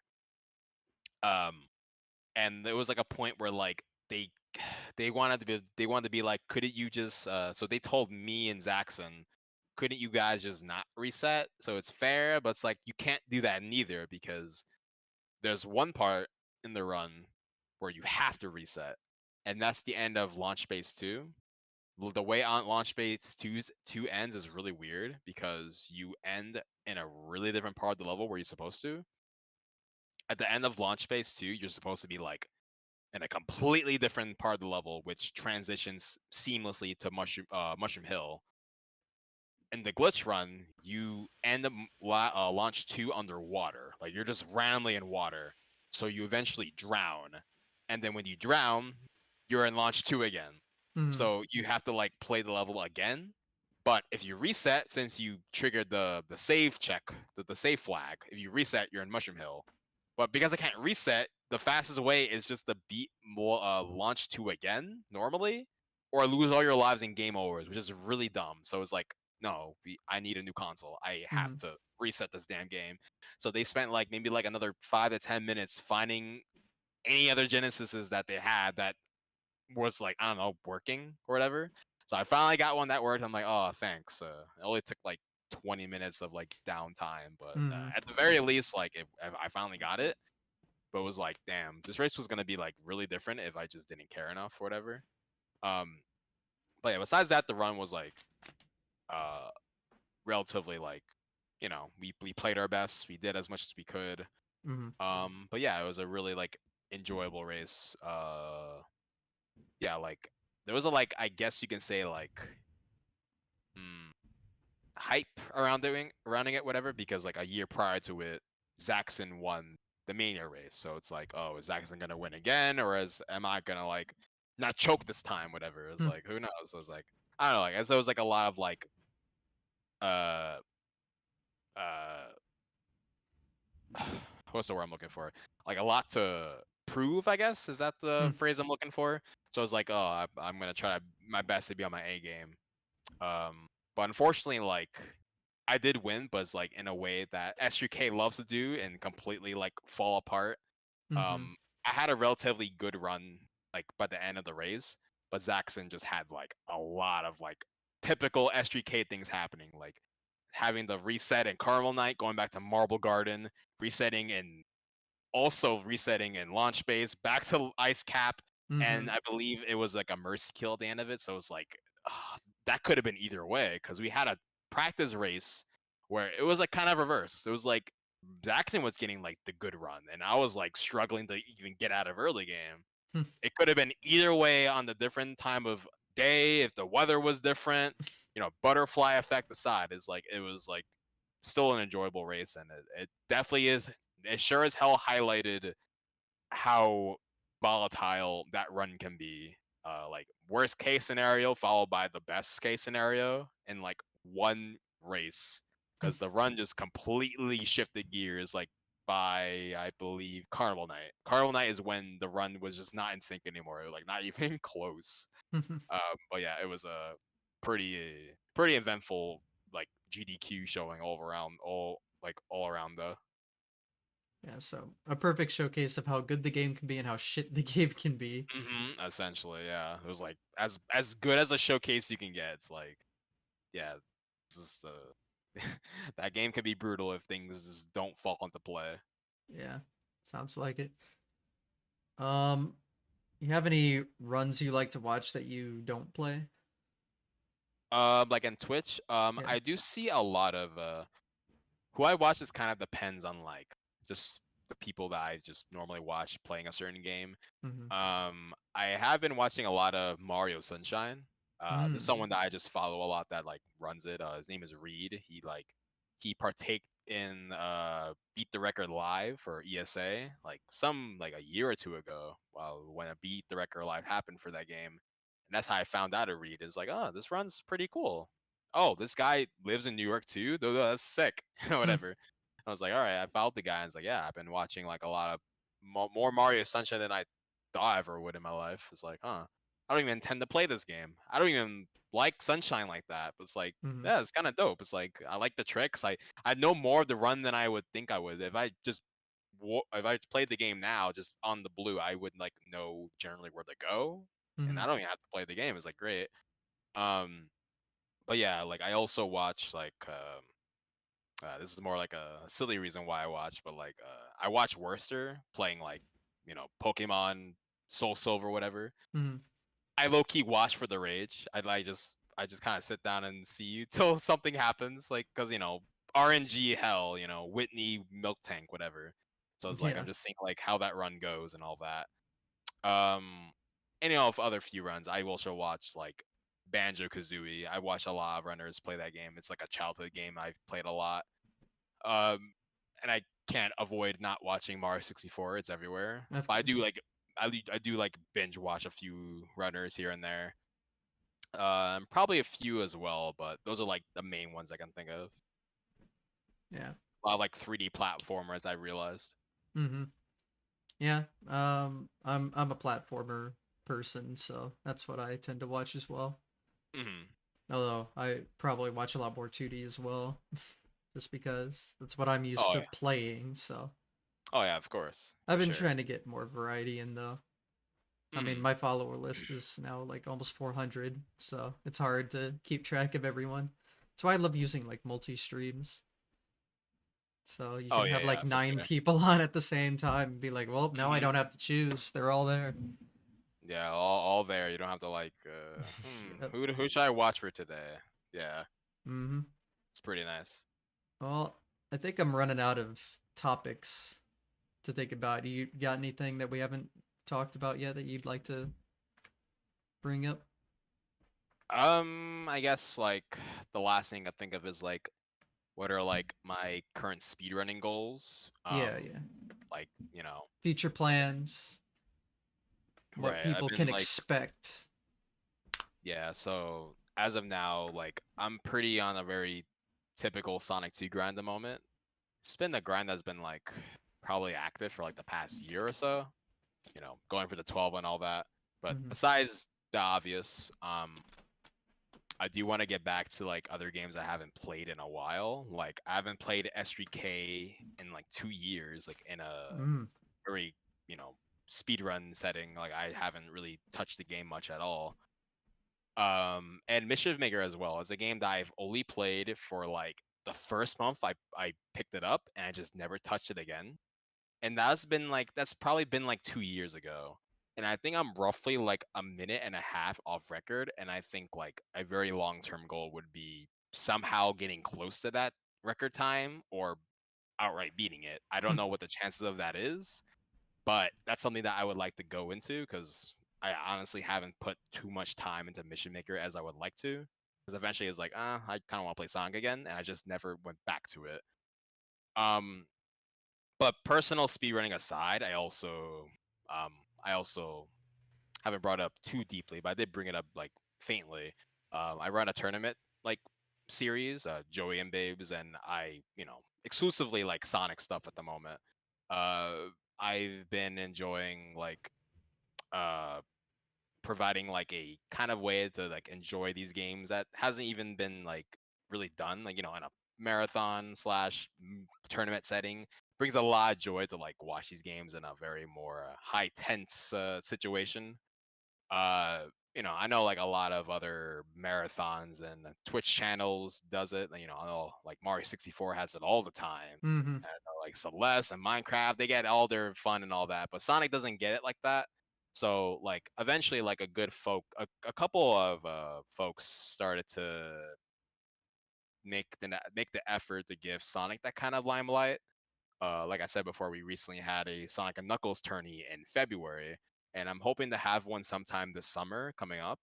Uh, I know what the game is, but I'm not gonna say it yet. I'll Mm-hmm. reveal it in my own time, whatever. But it's something that I want to give like a lot of games, especially when they don't even have that kind of exposure, to get like a scenario where like 10 to 15 plus runners are just now getting into the game for the first time, or maybe they're learning a game that they didn't even think they want to play, whatever. Or just like getting a game to like uh some exposure. And something that is kind of cool that's been happening, uh especially with the last tournament game we did, which was Sonic CD. A lot of new strats seem to form whenever tournament stuff gets announced. A lot of people like come together and be like, what else can we do with this game?" And like a lot of new stuff was happening, like being found, whatever. I think we found like probably 30 plus seconds of new time save in Sonic CD alone within like a 2 week period of like probably 4 to 5 different levels, because like people will generally want to find time saves now because like, oh, free time save is like that's good for tournament results, whatever. And same thing happened with Sonic and Knuckles. Now there's like 2 or 3 different strats in the run now, which was pretty much like consistently the same run for like 2 years prior to that. Like 2019, 2020, 2021, it was like the same damn run almost, because no one hasn't like really try to dissect the game too much. And ever since that tournament came out or was coming out, we found like probably like 20 seconds of time save and like Lava Reef and some consistent methods and Death Egg and like some better strats and like Flying Battery 2. Like a bunch of stuff was found. And all it takes is just people to just be like, huh, have a reason to play this game. Let's actually find time save, whatever. Mm-hmm. Uh, but yeah, outside of the speedrunning stuff, personally, I do want to keep like the tournament stuff going. That's also like a side thing that I want to like be a more regular thing in my channel. I think that's just, I don't know, it's just cool to have like something like that to look forward to, and it brings people together. Like, oh, who was gonna expect like a tournament race of like Sonic CD, whatever, is like, it doesn't even happen like that very often. So I think that's something that I do want to also like uh as like a future thing, add more games to the lineup and have like more reasons to like, I don't know, play different games that people weren't even planning to play. Mm-hmm. Yep. Sounds like good times are to be had soon. Yeah, the Hmm. tournaments are fun, so I'll definitely at least take a peek. Everyone else should too. There's the shout out for it. Thank you. Incredible. Well, I guess we'll wrap it up here then. I mean, it has been 3.5 hours. That's pretty Oh yeah. long, so lots of things to talk about. If there's any questions though in chat, go ahead and ask them now. There usually aren't that I've noticed, but hey, doesn't hurt Yeah. to ask. So, Let me get water for like 20 seconds if all there right, is. 'Cause I am dehydrated. don't worry. Um, I'll just handle. Hold on, let me type this out. Get the Twitch shout out in there, as we do. Uh, follow him. Twitch, YouTube, Twitter. Links are right there on the right. So there you go. Yeah, I will, noob guy. Don't worry. I need to figure out like retro stuff. So need all the help I can get on that front. Well, I think I got everything taken care of. So if you have any closing statements, go ahead. Yeah, so you know, like I already mentioned, Sonic folks and all that. Um a big community, we're always striving to like, get some new faces, making it very for folks who haven't considered playing Sonic, or maybe they're like on the fence of trying it out, I Mhm. think there's a lot of resources, there's a lot of nice people that are willing to help you out into like learning the stress, because visually seeing it from top runners or any runners is like there's a lot to digest. It's a lot to especially for a game that zips and wraps happen. It's like, how do I digest something like that? Like, what's going on?